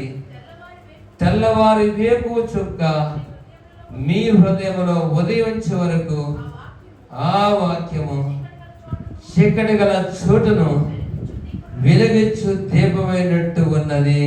ఇక్కడ చూడండి చాలు, ఇక్కడ ఉన్నాడంటే మరి ఇంతకంటే స్థిరమైన ప్రవచన వాక్యం అన్నది తెల్లవారి వేకు చుక్క మీ హృదయంలో ఉదయించే వరకు ఆ వాక్యము చీకటి గల చోటున వెలిగించు దీపమైనట్టు దానిని మీరు లక్ష్యమించిన మీకు మేలు. ఇప్పుడు ఆది వాక్యమే దేవుడే ఉండను. కానీ ఈ దేవుడైన వాక్యము దేవుడు చేస్తాడు, మనల్ని ఏం చేస్తాడు? వెలిగిస్తాడు. అప్పుడు చీకటి పోయింది. ఇదేంటి చీకటి? ఏంటి అంటే చీకటి కార్యాలు. ఏ కార్యాలు? చీకటి కార్యాలు. చీకటి కార్యాలు అంటే అపవిత్రమైన కార్యాలు. చీకటి కార్యాలు అంటే శరీర కార్యాలు. చీకటి కార్యాలు అంటే ఏంటి? శరీర కార్యాలు. కనుక శరీర కార్యాలు అంటే మనం చదువుకుంటే మళ్ళీ మార్కు సువార్త 7వ అధ్యాయం 21వ వచనం, గలతీ 5:17 మనం చూస్తే శరీర కార్యములన్నీ కూడా స్వస్థమై ఉన్నాయి. ఇవన్నీ చీకటి కార్యాలు అంటే శరీరాశ. చూడండి అక్కడ మనం చూస్తాం కదా, ఒక భాగం చదవండి. సరే, మార్కు సువార్త 7వ అధ్యాయం 21వ వచనం చదవండి. చూడండి ఇవన్నీ చీకటి కార్యాలతో ఉన్న మన జీవితాల్లో కూడా చూడండి యేసు ప్రభు వారట లోపల నుండి అనగా మనుషుల హృదయంలో నుండి దురాలోచనలను, జారత్వములను, దొంగతనములను, నరహత్యలను, వ్యభిచారములను, లోపములను, చెడుతనములను, కృత్రిమలను, కామ వికారమును, మత్సరమును, దేవదోషణయు, అహంభావమును, అవివేకమును వచ్చును. ఈ చెడ్డవన్నీ లోపల నుండి బయలు వెళ్ళి మనుషులను అపవిత్రం చేస్తాయి. ఎన్ని కూడా లోపల ఉన్నాయి, మనుషుల హృదయం ఉన్నాయి. అయ్యే చీకటి. ఈ చీకటిని పారజేయడానికి చూడండి ఆ యొక్క నెప్తాలి ఆ యొక్క 2 ప్రాంతంలో 2 దేశముల్లో ఏమిటంటే చీకటి ఉందట. ఆ 2 దేశముల్లో మరణ ఛాయ అట. ఆయన నివాసం చేయడానికి వెళ్ళాడు. వారి యొక్క చీకటి తరవేటకి వెళ్ళాడు. వారి నుంచి మరణ ఛాయను తీసివేయడానికి వెళ్ళాడు. ఆయన వారి దగ్గర నివాసం చేయడానికి వెళ్ళాడు. చూడండి ఈరోజు మన జీవితాల్లో కూడా యేసు ప్రభు ఏం చేస్తాడంట? మనలో నివాసం చేయడానికి వస్తున్నాడు. యేసయ్య మనలో నివాసం చేయటానికి, మనలో ఇంకా చీకటి కార్యాలు ఉంటే ఆయన మన యొక్క హృదయము ఆ రోజు కన్య గర్భమందు మరియమ్మ గర్భాన్ని ఎంచుకున్నాడు. ఆయన యోధా బెత్లెహేమును ఎంచుకున్నాడు. చూడండి అల్పమైంది సర్పమైంది యోధా బెత్లెహేము ఎంచుకున్నాడు. ఈ రోజు నీ దేహము దేవుని ఆలయముగా ఎంచుకున్నాడు. నీలో ఆ రోజు నెప్తాలి జెబులూను దేశం ఎంచుకున్నాడు. శరీరాలు ఉన్నప్పుడు తిరిగాడు. ఆయన విడిపించడానికి ఈరోజు మనుషులందరి హృదయంలో ఉన్న చీకటిని తీసివేయటానికి, మరణ ఛాయను తీసివేయటానికి. ఏ మరణం? భౌతిక మరణం కాదు, పుట్టినవాడు గిట్టక తప్పదు. కానీ అతిక్రమించిందే ఆదాము అవ్వ. దేవుని మాట వినకుండా వారు వ్యతిరేకించారు కనుక మరణము నిశ్చయంగా చచ్చుడు అన్న ఆధ్యాత్మిక మరణం మనకు వచ్చిన కనుక ఆ మరణ ఛాయను విడిపించడానికి యేసు ప్రభువు వచ్చాడు. అందుకే ఆయన మనం తీర్చుకోవాలి. చూడండి ఆయన నివాసం చేస్తే మరణముకు చోటు లేదు. ఆయన నివాసం చేస్తే చీకటికి చోటు లేదు. ఈరోజు నువ్వు చేర్చుకుంటావా? ఈరోజు ఆయన చేర్చుకుంటావా? ఆయన నివాసం చేసేట్టుంటావా? చూడు ఎందుకంటాడు యోహాను సువార్తలో చూస్తే 14వ అధ్యాయం 23వ వచనం అంటాడు చూడండి, యేసు ఒకడు నన్ను ప్రేమించినలా, చూడండి ఏమన్నాడు, యేసు ఒకడు నన్ను ప్రేమించినలా వాడు నా మాట గైకొను, అప్పుడు నా తండ్రి వారిని ప్రేమించును, మేము వారితో వచ్చి వారి నివాసము. చూడండి ప్రే చేస్తారంట, ఎవరి నివాసం చేస్తారట చెప్పారండి. ఆయన ఎక్కడ చేస్తాకి వెళ్ళాడు? యేసు ప్రభువు శరీరానికి వచ్చినప్పుడు 4వ అధ్యాయంలో ఏ ప్రాంతానికి వెళ్ళాడు చెప్పండి కదా? ఎక్కడికి వెళ్ళాడు అమ్మా చెప్పాలి నాకు? ఎక్కడికి వెళ్ళాడు? జబులూను నఫ్తాలి ప్రాంతానికి వెళ్ళాడు. ఆ ప్రాంతం ఎలా ఉంది? చీకటిగా ఉంది. ఆ ప్రాంతం ఎలా ఉంది? చూడండి మన్న ఛాయలతో ఉంది కనుక వారిని మన్న ఛాయలను నడిపించడానికి, చీకటిలో ఉండే వారిని విడిపించడానికి యేసయ్యానికి వెళ్ళాడు. ఇప్పుడు మనల్ని కూడా విడిపించడానికి యేసు ప్రభువు వచ్చాడు. ఎవరైతే ఆయన అంగీకరిస్తారో, ఎప్పుడు ఎవరైతే చూడండి, ఒకడు యేసు అంటున్నాడు, యేసు ప్రభువు అంటున్నాడు చూడండి, ఒకడు నన్ను ప్రేమించినలా నా మాటలు గైకొంటాడు. ఇప్పుడు ప్రేమిస్తాం అంటే దేవుని ప్రేమించడం అంటే ఆయన మాటలు గైకొనాలి. ఎందుకంటే నన్ను ప్రేమించడమే చూడండి, ఆయన ఆజ్ఞ గైకొంటమే ప్రేమించమంట, ఆ నాయకుడు గైకొంటమే చిత్తమంట. కనుక మనం ఆ నాయకుడు గైకునే వరకుంటామా? ఆయన చిత్తాన్ని నెరవేర్చే వరకున్నామా? చూడండి ఆయన ప్రేమించే వరకున్నామా? నువ్వు మందిరాన్ని ప్రేమించవచ్చేమో, అయితే మందిరం వరకు ప్రేమించడం కాదు, లేదా దేవుని ఇంటిని మనం ప్రేమిస్తున్నాము, ఓకే మంచిదే, కానీ అసలు దేవుని ప్రేమిస్తే నీ హృదయంలో ఏం చేయాలంటానికి నివాసాన్ని ఇవ్వాలి, ఆజ్ఞలు గైకొనాలి. అప్పుడు ఆయన ఏం చేస్తాడు? తండ్రే కాదు, యేసు ప్రభువు ఒకడే కదట, తండ్రి కుమారుడు కానీ పరిశుద్ధాత్మ దేవుడు ముగ్గురు వస్తారు, నివాసం చేస్తారు. ఆలోచన చేస్తావా? చూడండి అందుకే అంటున్నాడు, మనం చూస్తాము దేవుడి చెబుతున్న మాట, నువ్వు నన్ను ప్రేమిస్తే ఎవరు వస్తారు? నేనును నా తండ్రి ఇద్దరు నీళ్ళు నివాసము చేస్తాను. కానీ దేవుడు నివాసం చేస్తే చూడండి, దేవుడు ఆ నావలో నివాసం చేసినప్పుడు ఏముంది? ఏం చేస్తున్నాడు? ఆ నావలో ఆ పిల్లలు లేపడమ్మా ఒక పాట పాడండి అక్క. చూడండి సుధామధుర కిరణాలు ఒక పాట పాడండి. పైకి అటు మరీ మాకు మైకి చాలా మంది రాత్రి కూడా అలసి ఉన్నారేమో, మన నిద్రపోతున్నారేమో, 10 గంటలకు కొడుకు ముగించాం కనుక చూడండి చక్కగా దేవుని సన్నిధిలో అందరూ గలమెత్తి కరచాలంతో దేవుని స్తుతిద్దాం.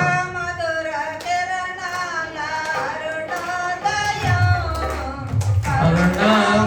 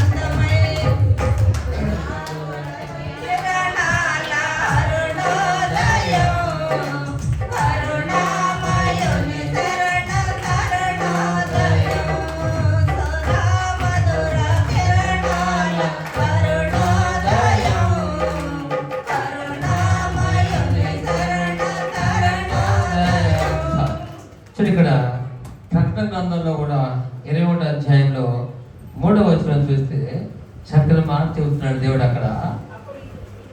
అప్పుడు ఇదిగో దేవుని నివాసము మనుషులతో కూడా ఉన్నది, ఆయన వారితో కాపురముండును, వారు ఆయన ప్రజల యందురు, దేవుడు తానే వారికి దేవుడే ఉండి వారికి తోడే ఉండను. చూడు ఇక్కడ దేవుడిని ప్రేమిస్తే ఏం చేస్తున్నాడంటే ఏమన్నాడు? దేవుడు నన్ను ప్రేమించి నా మాటలు ఆలకించినలా, నన్ను ప్రేమించినట్లా, నా మాటలు ఆలకించినట్లా ఎవరు వస్తారంట? దేవుడు తండ్రిను నేనును వచ్చి ఏం చేస్తారు? నివాసము. చూడండి, ఆయన నివాసం చేసేటప్పుడు ఇక్కడ ఏం మాట్లాడుతున్నాడు? ఎలా నివాసం చేస్తాడంటే చూడండి, అప్పుడు ఇదిగో దేవుని నివాసము మనుషులతో కూడా ఉన్నది, ఆయన వారితో. చూడండి, కాపురం చేసేటప్పుడు ఏమంటది? అదిగో బెల్లం లేదు, ఇక పావుదామని చేయాలి కదా, ఇక పండగ కదా, గారెలు ఉండాలి, చికెన్ తినాలి. భర్తని నివాసం చేసేటప్పుడు ఏం చేస్తుంది? సరుకులు అవుతాయా, వాటర్ అవుతాయా, పాలు అవుతాయా, పండగ కదయా, బట్టలు ఇప్పించాయా కదా అంటుంది కదా. బాధ్యత అంటే యజమానుడు అరీతిగా తెస్తాడు అంటే అన్ని ఇవ్వగలడు. ఒక భర్త దగ్గర అలా అధికారము బాధ్యత ఉన్నదో మన దేవుడు ఎలాంటివంట అంతా చెప్పుకున్నాం కదా రోమా 9లో, ఆయన సర్వాధికారైన దేవుడు. ఆ దేవుడు మన హృదయాల్లో మన కుటుంబాల్లో ఉన్నప్పుడట మనకేమి చూడండి, ఆయన చూడండి ఏం చేస్తున్నాడు? మనుషులతో కూడా ఉన్నది, ఆయన వారితో కాపురముండును, వారు ఆయన ప్రజలై ఉంటారు. చూడండి ఏం చేస్తాడంట? ఒక వారి కన్నుల ప్రతి భాష బంధువును తెరిచేస్తాడు. చూడండి, ప్రతి భాష బిందువు ఆయన ఆదరిస్తాడు. ఎలా ఆదరిస్తాడు? నీకు బాధ వస్తుంది, నీకు కొన్ని కష్టాలు ఉంటాయి, ఇరుకులు వస్తాయి, ఇబ్బందులు వస్తాయి, నువ్వు కన్నీరు కారుస్తూ ఉంటే ఆయన ఆత్మ ఉంటుంది, నేను ఉన్నా కదా. యెషయా చెప్పుకున్నాం కదా, ఆయన పిలవగా కదా వారి మాట్లాడుతుంటే పిలవగా పలికే దేవుడు. ఆయన మొరపెట్టుగా నేను ఉన్నాను చెబుతాడు. ఎక్కడ చెబుతాడు? నీకు ఆత్మదేవుడు నీ హృదయంలో ఉన్నాడు. హల్లెలూయా. నీలో ధైర్యం చెబుతాడు, నేనున్నాను కదా, నేను సర్వశక్తి గల దేవుడు కదా, నేను స్తోత్రార్హుడు కదా, కనుక నేను శిష్యుగా లేనప్పుడు శిష్యుగా వచ్చాను, కానీ నేను సర్వశక్తి గల అది ధైర్యం చెబుతాడు. ఉండదు లేనట్టు లేదు ఉన్నట్టు చేయగలను, నేను కార్యం చేయగా తిప్పగలవాడు ఎవడు? యెహోవాకు అసాధ్యమైనది ఏముంది? అది ఆరోగ్యమైన, అది ఆర్థిక ఇబ్బందిమైనా, ప్రతి సమస్య అయినా, ప్రతి భారమైనా నేను చేయగలను, నేను స్వస్థపరచగలను, నేను విమోచించగలను అని ఆత్మదేవుడు చెబుతాడు. హల్లెలూయా. ఆత్మదేవుడు నీతో చెబుతాడు, నేనున్నా కదా. ఇక్కడ అంట ప్రతి భాష కన్నుల ప్రతి భాష బృందమును తెలిసివేస్తాడు. నీ భర్త అంటాడు, నీ సృష్టికర్త నీకు భర్త అయినాడు.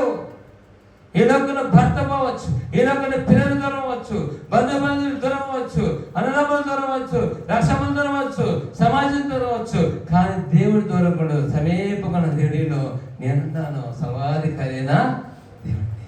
కనుక నీ కన్నీటి భాషను ఏం చేస్తాడంట? తుడిచివేస్తాడంట. మరణమే ఇక ఉండదు. హల్లెలూయా. ఇక మరణమే ఉండదు. రెండవ మరణం, ఈ మరణం సహజమే, కానీ రెండవ మరణం పొందిన ఎక్కడికి వెళ్తారు? అగ్ని ఆరదు. నీ ఆత్మకు రెండవ మరణం ఉన్నది, నీ ఆత్మకు రెండవ మరణం ఉంది.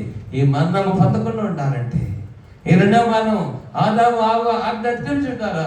ఆత్మకు మరణం వచ్చింది, ఆ మరణిస్తే ఇక్కడే అవకాశం. ఆ మరణం తప్పించుకోవడానికి యేసు ప్రభువుని చేర్చుకుంటే, నీ హృదయంలో నివాసం చేసుకుంటే, నీవు నీ హృదయంలో చేర్చుకుంటే, చూడండి మరియమ్మ ఏ రీతిగా చేర్చుకుందో, ఏ రీతిగా ఆ ధైర్యంగా చేర్చుకుందో, నువ్వు కూడా యేసు ప్రభువుని చేర్చుకుంటే నీలో మరణమే ఉండదట. ఏం మరణం? రెండవ మరణం. ఆ మరణం రెండవ మరణం పొందిన వారు నిత్య నరకమే ఉండాల్సిందే. ఆ రెండవ మరణం తప్పించుకోవటానికి మొదట మరణం పొందకముందే, అదేనా మొదటి మరణం? మన కాలనీలో అనాయమని వచ్చింది, తెలిసిన అనాయమని వస్తే వాళ్ళ అమ్మ వస్తుంది చాలా. చూడండి, ఆమె అనగొండిద్ది, వయసు 60, 20 వాళ్ళు పెట్టుకోరు, అన్నీ ప్రతి కాళ్ళకి పొగులే, చేతులకి పొగులే, ఇంత జడలేస్తే ఇంత చెవులకి ఇంత పడిగా తీస్తుంది, అన్ని రకాలు పెట్టిద్ది, అన్నీ పెట్టిద్ది. ఒకసారి 2 సార్లు మందిలోకి వస్తే నేను చెప్పాను, అమ్మ ఆమె చూస్తే అనుకుంటారు వయసు తగ్గ క్రియ కాదు, ప్రవర్తనే కాదు. అమ్మ యేసుని చేర్చుకో, యేసుని చేర్చుకోమ్మా, విశ్వసించమ్మా అంటే అంతేనయ్యా. బజార్లో కనపడ్డాను, నా నోరు ఆగదుగా. నాకు చర్చి కాడ ఒకసారి బస్సు ఎక్కుతా కనపడింది, నేను అక్కడ ఆగి కూడా చెప్పా, ఆ లోపల చెప్పి, అమ్మ దేవుని నమ్మకం, సన్నిధికి రా. చూసారా, సమయాన్ని సద్వినియోగం చేసుకోలేదు, అంతే. చిన్న వ్యాధి వచ్చింది, టపాలు పోయింది. చూడండి ఏముంది బాధ. చూడండి మరణం, రెండవ మనం తప్పించుకోలేదు. అవకాశం ఉంది, బ్రతికుండేప్పుడు అవకాశం. మరణం ఎప్పుడు వచ్చేదో తెలియదు. ఇది నా బలం ఉంది కదా, నా కండ బలం ఉంది కదా అనుకుంటావేమో, నీ మరణం ఎప్పుడు వచ్చేదో తెలియదు. కనుక ఏం చేయాలి? ఆ మరణం తప్పించుకుంటానికి యేసుని చేర్చుకోవాలి. ఆయన నివాసము విచారం. వాళ్ళు చూసినప్పుడు మన కళ్ళ ముందు కొన్నిసార్లు నాకు 5 వారాలు వచ్చింది, తల్లితో కూతురుతో పలకదు. చూడండి ఆమె అలా భయంకరమైన క్రియ రూపం ఉంటే, అమ్మ నువ్వు ఇలా కాదన్నా కూడా నిలుచుకోలేదు. చూడండి ఈరోజు మనం మందిలోకి వస్తుంది, మనకు కూడా ఇప్పుడు ఆమె మరణం పొందారు, ఆత్మీయ మనం తప్పించుకోవాలంటే అవకాశం లేదు కదా, ధనవంతుడికి లేదు కదా. అలానే ఇప్పుడే అందుకే మనిషి ఆయన మనిషితో కాపురం చేయాలి. పరిశుద్ధాత్మ దేవుడి మీద కాపురం చేస్తున్నాడా? దేవుడిని హృదయంలో నివాసం చేస్తున్నాడా? దేవుని ఆత్మ చేత నడిపించబడుతున్నావా? అప్పుడు నీ భాష మీద తెలుస్తాడు, ప్రతిదీ సమస్య నుంచి నీకు ధైర్యం ఇస్తాడు. అంతేకాదు మరణం నుండి తప్పిస్తాడు. కనుక ఆయన ఆశీర్దిస్తావా? ఒకసారి బాలుడు సంతోషం కాదు, కానీ హృదయంలో యేసుని చేర్చుకో, హృదయంలో యేసుని చేర్చుకో. ఆయన అంటున్నాడు, తండ్రి నేను కూడా నివాసం చేస్తాయా. ఇప్పుడు తండ్రి కాదు, ఆయన శరీరాలు ఉన్నప్పుడు ఆ మాట చెప్పాడు. ఇప్పుడు ఇంకొకరు ఇచ్చాడు, ఎవరంట? నేను పరలోకి వెళ్తున్నాను, మీకు పరిశుద్ధాత్మను. ముగ్గురు ఆత్మకి వెళ్తా, మనకి ఏం చేస్తాడు? ముగ్గురు మనం నివాసం చేసి చక్కగా ధైర్యం ఇస్తాడు. ఈరోజు అది నిజమైన సంతోషం. మనం పొందుకుంటావా? చూడండి ఈ ప్రాంతం నివాసం చేశాడట. ఎక్కడికి వెళ్ళాట? నప్తాలి జబులేను ప్రాంతంలోకి వెళ్ళారట. అక్కడ మరణ ఛాయలేరా ప్రాంతం. అందుకే యేసు ప్రభు వారు రాకముందే ఆ ప్రాంతం అలా ఉంది. వారిని యేసు ప్రభు వారు వచ్చినప్పుడు నివాసం చేస్తే దాన్ని మారుస్తాడు.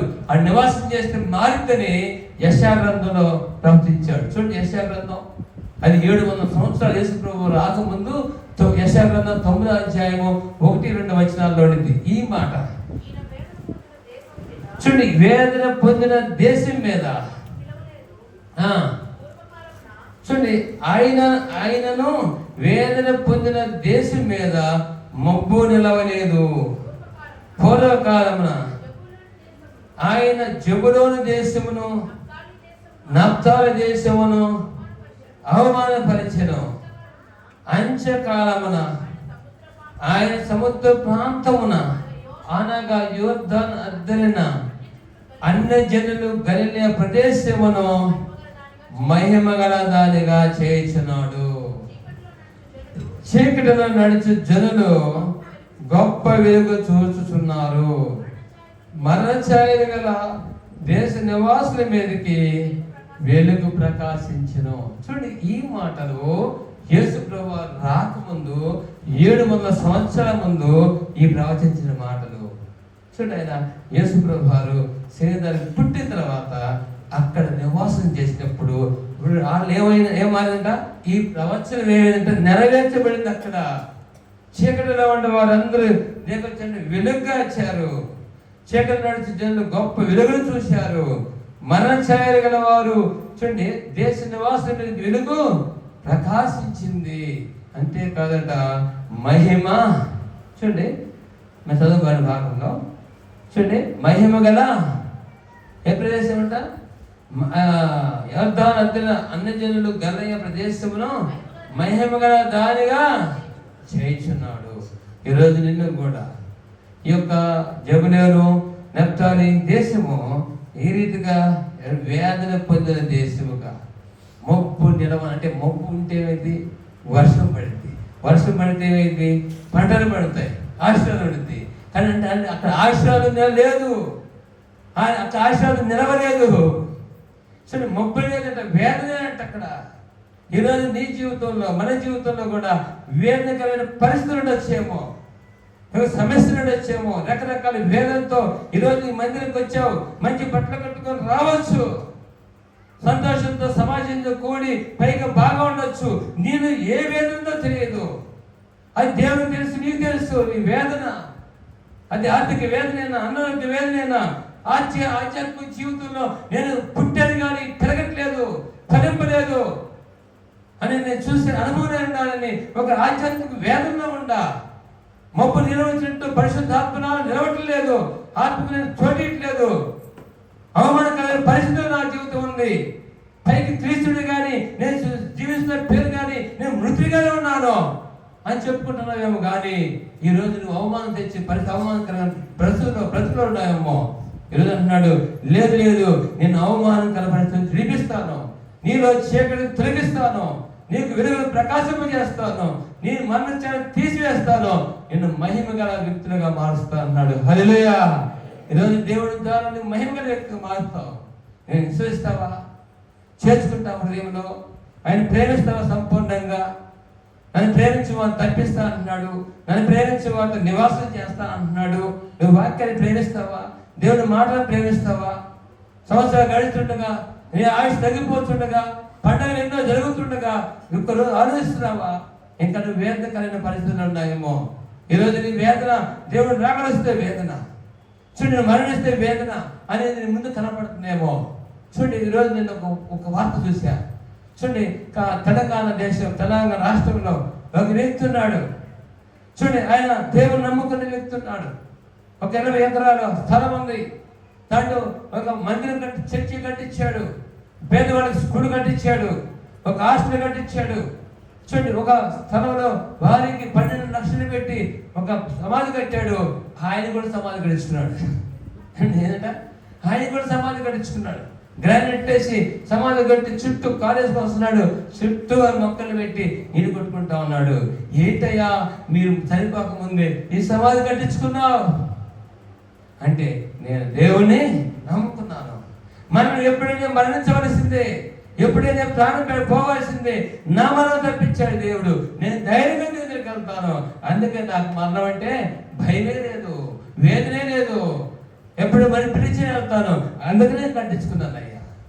సో ఈరోజు నీకు వేదన కనపడచ్చు. నీ మరణము, ఆధ్యాత్మిక మరణము, దేవుడు వస్తే నేను వెళ్తానో లేదో, ఎడవబడతానేమో అని వేదన నేను కనబడుతుందేమో. అది ఏ వేదనైనా దేవుడు తొలగిస్తాడు. మబ్బు నిలవని పరిస్థితుల్లాగా, వేదన కలిగిన పరిస్థితులు లేకుండా తీసివేస్తాడు. ఈరోజు క్రిస్మస్ ఆయన చేర్చుకుంటే, ఆయన అంగీకరిస్తే, ఆయన అమడిస్తే, చూడి ఆ నెప్తాలి ఆ జబులోని దేశము అంటే అన్ని జనులతో చీకటితో ఉందట, మన్న ఛాయలో ఉందట. దాన్ని మహిమ గనక దేవుడు మార్చాడు. హల్లెలూయా. మనల్ని కూడా మహిమ గల విశ్వాసులుగా మార్చగల గాక. ఆయన రాజు మహిమ దేహాలతో ఎత్తేబడే అనుభవం దేవుడు నడిపించడు గాక. చూడండి 2వ మాట చూసుకుందాం. మనం చూస్తే చూడండి 2వ మాట ముగిస్తాను. చూడండి గొప్ప వెలుగు ఏదంట, చూడండి గొప్ప వెలుగు మనం చూస్తాము. అందుకే యెహెజ్కేలు గ్రంథంలో కూడా 16వ అధ్యాయంలో అక్కడ చూడండి మహిమ గల అనుభవం చూస్తాము. ముందుకు వెళ్దామండి. మత్తయి సువార్త చదువుకున్న భాగంలో 4వ అధ్యాయంలో మనం చదువుకున్న భాగంలో చూడండి ఆ వెలుగును అనుగ్రహించిన దేవుడు చెప్పాడు కదా. ఆ చదవబడిన భాగంలో చీకటిలో ఉండే వారికి వెలుగునిచ్చే దేవుడు. అదే మాట మలాకీలో చూడండి ఆ వెలుగు ఎలా వచ్చిందో. మలాకీ 4వ అధ్యాయము 2వ వచనం. అయితే నా నామమందు భయభక్తి గల వారు మీకు నీతి సూర్యుడు ఉదయించును. చూడండి ఆయన రెక్కలు మనకేంట ఆరోగ్యం కలగజేయను. చూడండి ఏం చేస్తాడంట, పుట్టిన తోటలు గంతులు వేయనట్లు గంతులు వేస్తారు. హల్లెలూయా. చూడండి నీతి సూర్యుడు నీలో ఉదయించును. అది ఎందాక చూడండి చీకటి పోతుంది, వెలుగు వచ్చిందంటే ఏంటంటే ఆయన నీతి సూర్యుడు. యేసు ప్రభువు శిశువు అంటే నీతి సూర్యుడు. ఆ నీతి సూర్యుడు మన హృదయంలో పుడితే మరియమ్మ గర్భం కాదు, మన హృదయంలో పుట్టించుకోవాలి. ఎలా పుట్టించుకోవాలంటే ఏం చేయాలి? యేసుప్రభు వారు మన హృదయం పుట్టాలంటే ఏం చేయాలి అంటే, యేసుప్రభు వారు మన హృదయం రావాలంటే ఏం చేయాలి? నిలవెత్తు బంగారము, వెండో, డబ్బులు, అర్పణలో ఎన్ని వచ్చి వేసేరాడు. ఇవన్నీ తీసుకొచ్చి మదిలోకి వచ్చి 2 గంటల పలహారము, 2 కేజీలు. చూడండి బాగా ఉన్నాడు మావాడు. నేను నుంచి వస్తాడు, బావా మీ మందిరం పండగ ఎప్పుడు వచ్చిందో నేను అడిగేగానే వస్తాను అంటున్నాడు. ఏమంటాడు? అడిగేగానే తెస్తాను బావా, నేను రాత్రి కాబట్టి బావా నా పనుంది బావ, రాత్రి వస్తాను బావా. పాపం వాడు పిచ్చోడు, పాపం తెలివి గ్రహం కాదు. అడిగేగానే వస్తే నీతిశ్వరుడు రాడు కదా. అదే విశ్వాసంతో పాపం కొంతమంది పలహారాలు పంపిస్తారు, పాపం వారి విశ్వాసం అంతే. కానీ ఆ విశ్వాసం పరిపక్తి చెంది నీతిశ్వరుడు వారిని చేర్చుకోవాలి. చూడండి, ఇక్కడ ఏంటంట, నీతి సూర్యుడు మన హృదయంలో రావాలి అంటే ఆయన హృదయంలోకి వస్తే చీకటి పోయింది, మహిమ గల వారి వ్యక్తులుగా మారుతాం. ఆ రాజ్యానికి నీతి సూర్యుడు నీలోకి వస్తే నువ్వు గంతులు వేస్తావు. హల్లెలూయా. నీతి సూర్యుడు నీలోకి వస్తే అంట ఏ పరిస్థితులు ఉన్నా, నిజం చెబుతున్నాను. ఇందాక మందిరానికి వెళ్తే ఆ వాక్యం చెప్పాలి ముందు నేను చేస్తాం ఆరాధన చేస్తాను, ఇలానే కూర్చున్నా. దేవుడు చేసే శక్తి, ఆయన శక్తి ఎలా చెప్పలేదు. చూడండి, గంతులు వేస్తాం, ఆయన శక్తి. నీతి సూర్యుడి మీద రావాలి. ఆ ఉదయించినప్పుడంట మనలోంచి చీకటి అంతా పోయింది. అర్థమైందా? ఈరోజు నీ చీకటి, ఇంకా నువ్వేమన్నా సినిమాలు చూస్తున్నావా, చీకటి పోయింది. ఇంకా అబద్ధాలు ఆడుతున్నావా, ఆ చీకటి పోయింది. ఇంకా బూతులు ఆడుతున్నావా, చీకటి పోయింది. ఇంకా ఏమన్నా నీళ్ళు బిడీలు ఉన్నాయా, చీకటి పోయింది. పానపరాకులు ఉన్నాయా, పోయింది. లేదా మొహ చూపు ఉందా, పోయింది. చెడ్డ ఆలోచనలు ఉన్నాయా, పోతాయి. చెడ్డ చీకటి కార్యాలు నీళ్ళు ఏమున్నాయా ఈరోజు చేస్తే నువ్వు అంగీకరించు. ఆ నీతిశ్వరుడు తెరవాలని, నీళ్ళు రావాలంటే ఏం చేయాలి? హృదయమును తెరవాలి. ఏం తెరవాలి? హృదయమును తెరవాలి. నువ్వు తెరితే చాలు. నీ హృదయం తెరిస్తే నా కుమారుడా అంట, నీ హృదయం నాకు హృదయం తెరువు. నేను దేహం అంట కదా, హృదయం అని దేవుడు తెరవాలి. తెరిస్తానన్నాడు. వస్తాకి అంటే సదయగుచు తట్టుచున్నాడంట. నేట ఏం చేశాడ? సదయగుచు తట్టుచు హృదయం తెరపడంత ఆయన తడుతున్నాడు. అయ్యా నేను వస్తానయ్యా, నీలోకి వస్తానయ్యా, నేను నీదు సూర్యుడినయ్యా, నిన్నులోంచి చీకటి పోగొడతానయ్యా, నిన్ను వెలుగుబెట్టుగా చేస్తానయ్యా, మహిమవాడు చేస్తానయ్యా, పరలోక వాసం చేస్తానయ్యా. నా కుమారుడా, నా కుమార్తె హృదయం తెరవా? తెరుస్తున్నామా? సంవత్సరాలు కలిసిపోతున్నాయి, తెరవు. జనవరి 1 తారీఖు వచ్చింది, ప్రభా ఈ రోజు నుంచి నేను వదిలేస్తానయ్యా. అందుకో ఆయన అనుకుంటాం, పండగ వచ్చినప్పుడు అనుకుంటాం, నిజమైన అనుభవం అనుకుంటాం, కానీ వదిలేలేమో. కనుక ఈరోజు గ్రహించుకోండి, నిజమైన సంతోషం నీతి సూర్యుని ఉంటే, ఆయన నివాసం చేస్తే ఏం చేస్తుందంటే, మొదటి మాట చూడండి, ఎన్ని మాటలు అంటే 5 మాటలు. ఒకటేమో మరియమ్మ యేసుకు పవిత్రపరుచుకున్నారు, పరిశుద్ధంగా ఉన్నారు. యేసు ప్రభుని తన యొక్క జీవితంలో అనేక మందికి అందించారు. వారు తెగించారు, దేవుని అందించారు. తెగించే వారికి ఉండాలి, సమాజాన్ని వైపు చూడకూడదు, యేసుని చేర్చుకునే వారికి ఉండాలి. రెండేదేమో జ్ఞానులు ఏం చేశారట? చూడండి, జ్ఞానులు ఆరాధించారు. ఆయన ఎలా ఆరాధించారంటే రాజును ఆరాధించాడు, ఆయన ఎలా యాజకులను ఆరాధించారు. ఆయన మరణించాడని, తిరిగి లేచాడని, మరణాన్ని గుర్తని ఆరాధించారు. ఆ రీతిగా మనం ఆరాధించాలి. పనైనా ఏదైనా వదిలిపెట్టుకొని ఆయన గణపరచడానికి విశ్రాంతి దినం, మనోహరమైన దినం, ఘనమైన దినము. ఆ రోజు వ్యాపారము చేయకూడదు. ఆ రోజు అది మనోహరమని ఆయన వెంబడించాలి. నియమకుడికి అందరూ రావడానికి అందరం ప్రయత్నించేద్దాం. కనుక ఏ గొర్రెలు అయితే గొర్రెలను వదిలిపెట్టొచ్చారు, కానీ నా ఇంటికంటే, నా సంతపన కంటే నా ప్రభు కార్యాలు చేసేవారుగా మనము ఉండాలి. కనుక మూడవది అంటే గ్రహింపు లేని వారుగా ఉండకూడదు. కానీ 4వ మనం చూస్తే, నఫ్తాలీల దేశంలో, జెబూలూను దేశాన్ని చీకటి గల ప్రాంతము, వెలుగు లేదు, నిజమైన వెలుగు లేదు, చీకటితో పాపంతో ఉన్న ప్రాంతాన్ని, మనం చేయాలన్న ప్రాంతాన్ని దేవుడు అన్నయ్య 200 సంవత్సరాలు చెప్పిన మాటని నెరవేర్చాడు. మహిమగల ప్రాంతంగా చేశాడు. వేదనతో మబ్బు నిలవని ప్రాంతంగా ఉన్న స్థితిలో, ఆశీర్వాదాలు నిలవని పరిస్థితుల్లో, దేవుడు నిలవని పరిస్థితుల్లో ప్రాంతాన్ని మహిమగల ప్రాంతంగా మార్చాడు.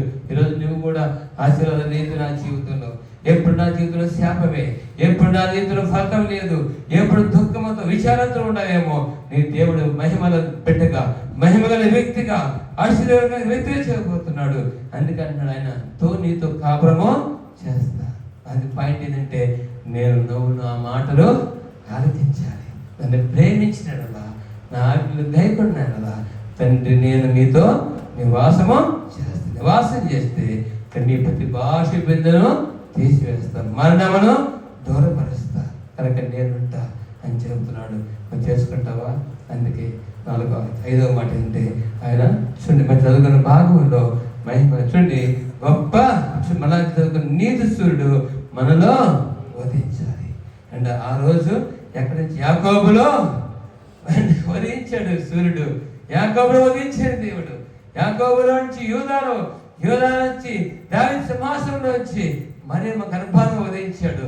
ఈరోజు నీలో నాలో మనందరిలో ఉదయించడానికి సిద్ధంగా ఉన్నాడు. ఉదయించితే సంతోషం, ఉదయించిన అనుభవంలో ఉండే సంతోషం, వెలుగించబడదంటే సంతోషం. వెలుగు లేకపోతే ఆయన వెలుగు పొందుకున్నాం, ఆ నిజమైన వెలుగులు నడుద్దాం నిత్యరాజ్యానికి. అందుకే ఆయన వెలుగట నా పాదము దీపం, ఆయన వాక్యం ఏంటంట, వాక్యం మన పాదముకు దీపమును త్రావుకు వెలుగు. చివరి మాట చెప్పి ముగిస్తాను. యోబు గ్రంథం 11వ అధ్యాయం చూస్తే చూడండి, 14-15 వచనాల్లో ఆ వెలుగు మంద రావాలంటే మనం ఏం చేయాలి?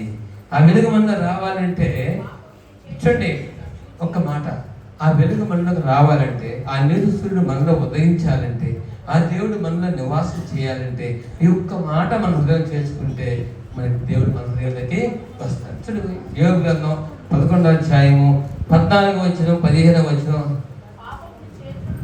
చూడండి, పాపము నీ చేతిలో ఉండట చూచి నువ్వు దాన్ని విడిచినలా, నీ గుడారములో నుండి దుర్మార్గతను నువ్వు కొట్టివేసినలా, నిశ్చయముగా నిర్దోషివై నువ్వు సంతోషించదువు, నిరభయుడివై నీవు స్థిరపడి ఉందువు, నిశ్చయముగా నీ దుర్దశను మార్చెదవు.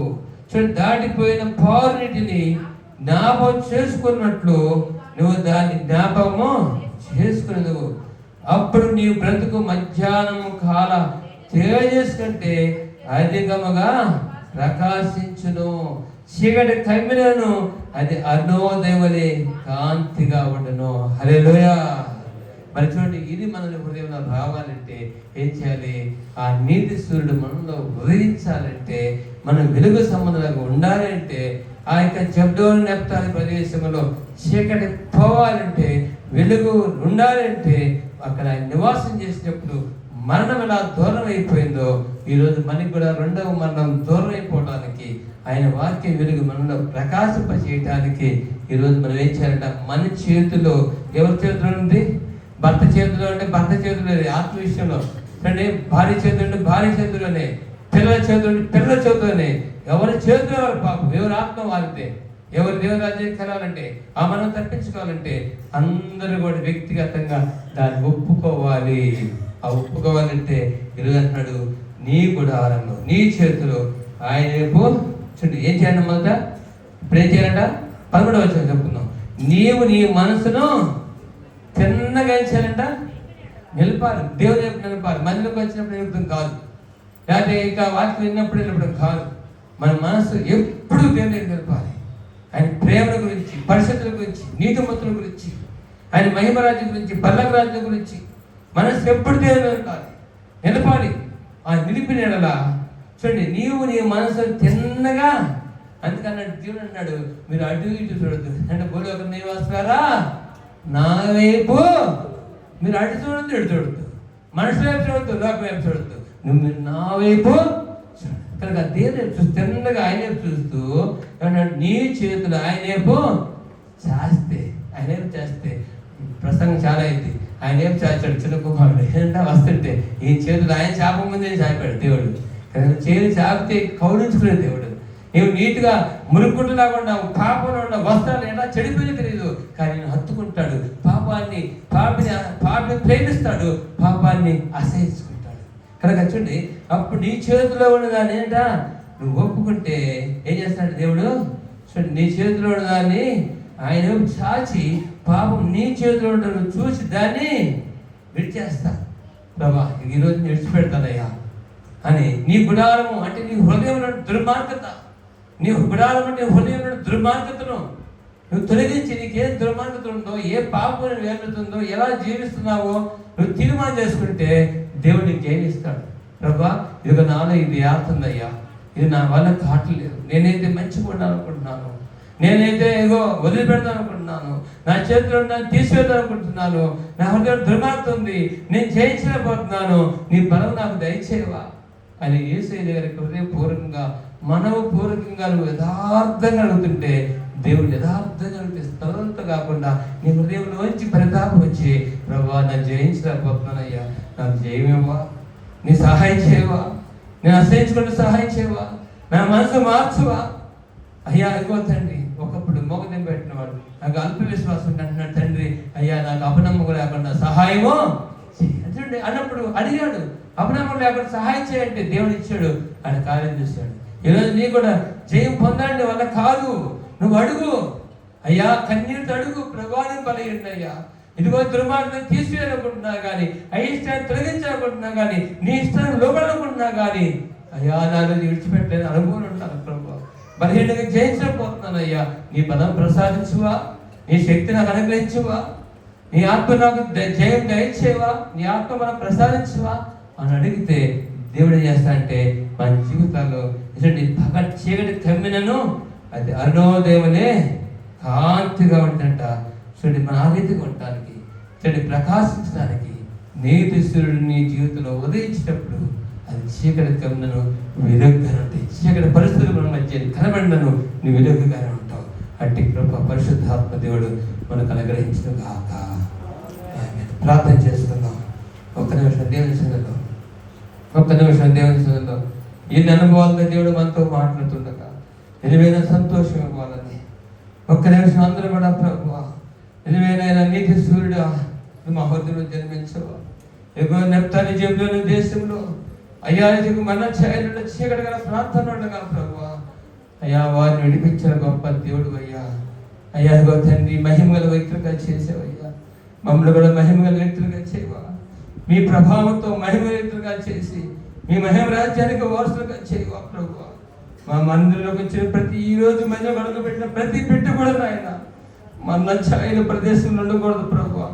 ఒక నిమిషం ప్రార్థన చేద్దాం. ప్రభువా నువ్వు పుట్టాలయ్యా, మమ్మల్ని అంగీకరించాలయ్యా, ఆరాధించాలయ్యా, మేము ఇతరులకు అందించేవారికి ఉండాలి ప్రభువా. మా క్రైస్తవ భక్తి అంటే మా మట్టికి మారు కాదు ప్రభువా, మీ ఆత్మ కలిగిన మీరు చెప్పారు కదయ్యా, ఇదిగో నా బల్లలో నా చేయ రక్తం పొందుకుని మీరు అనేక మంది నా శిష్యులుగా చేయమని చెప్పారు కదా ప్రభువా.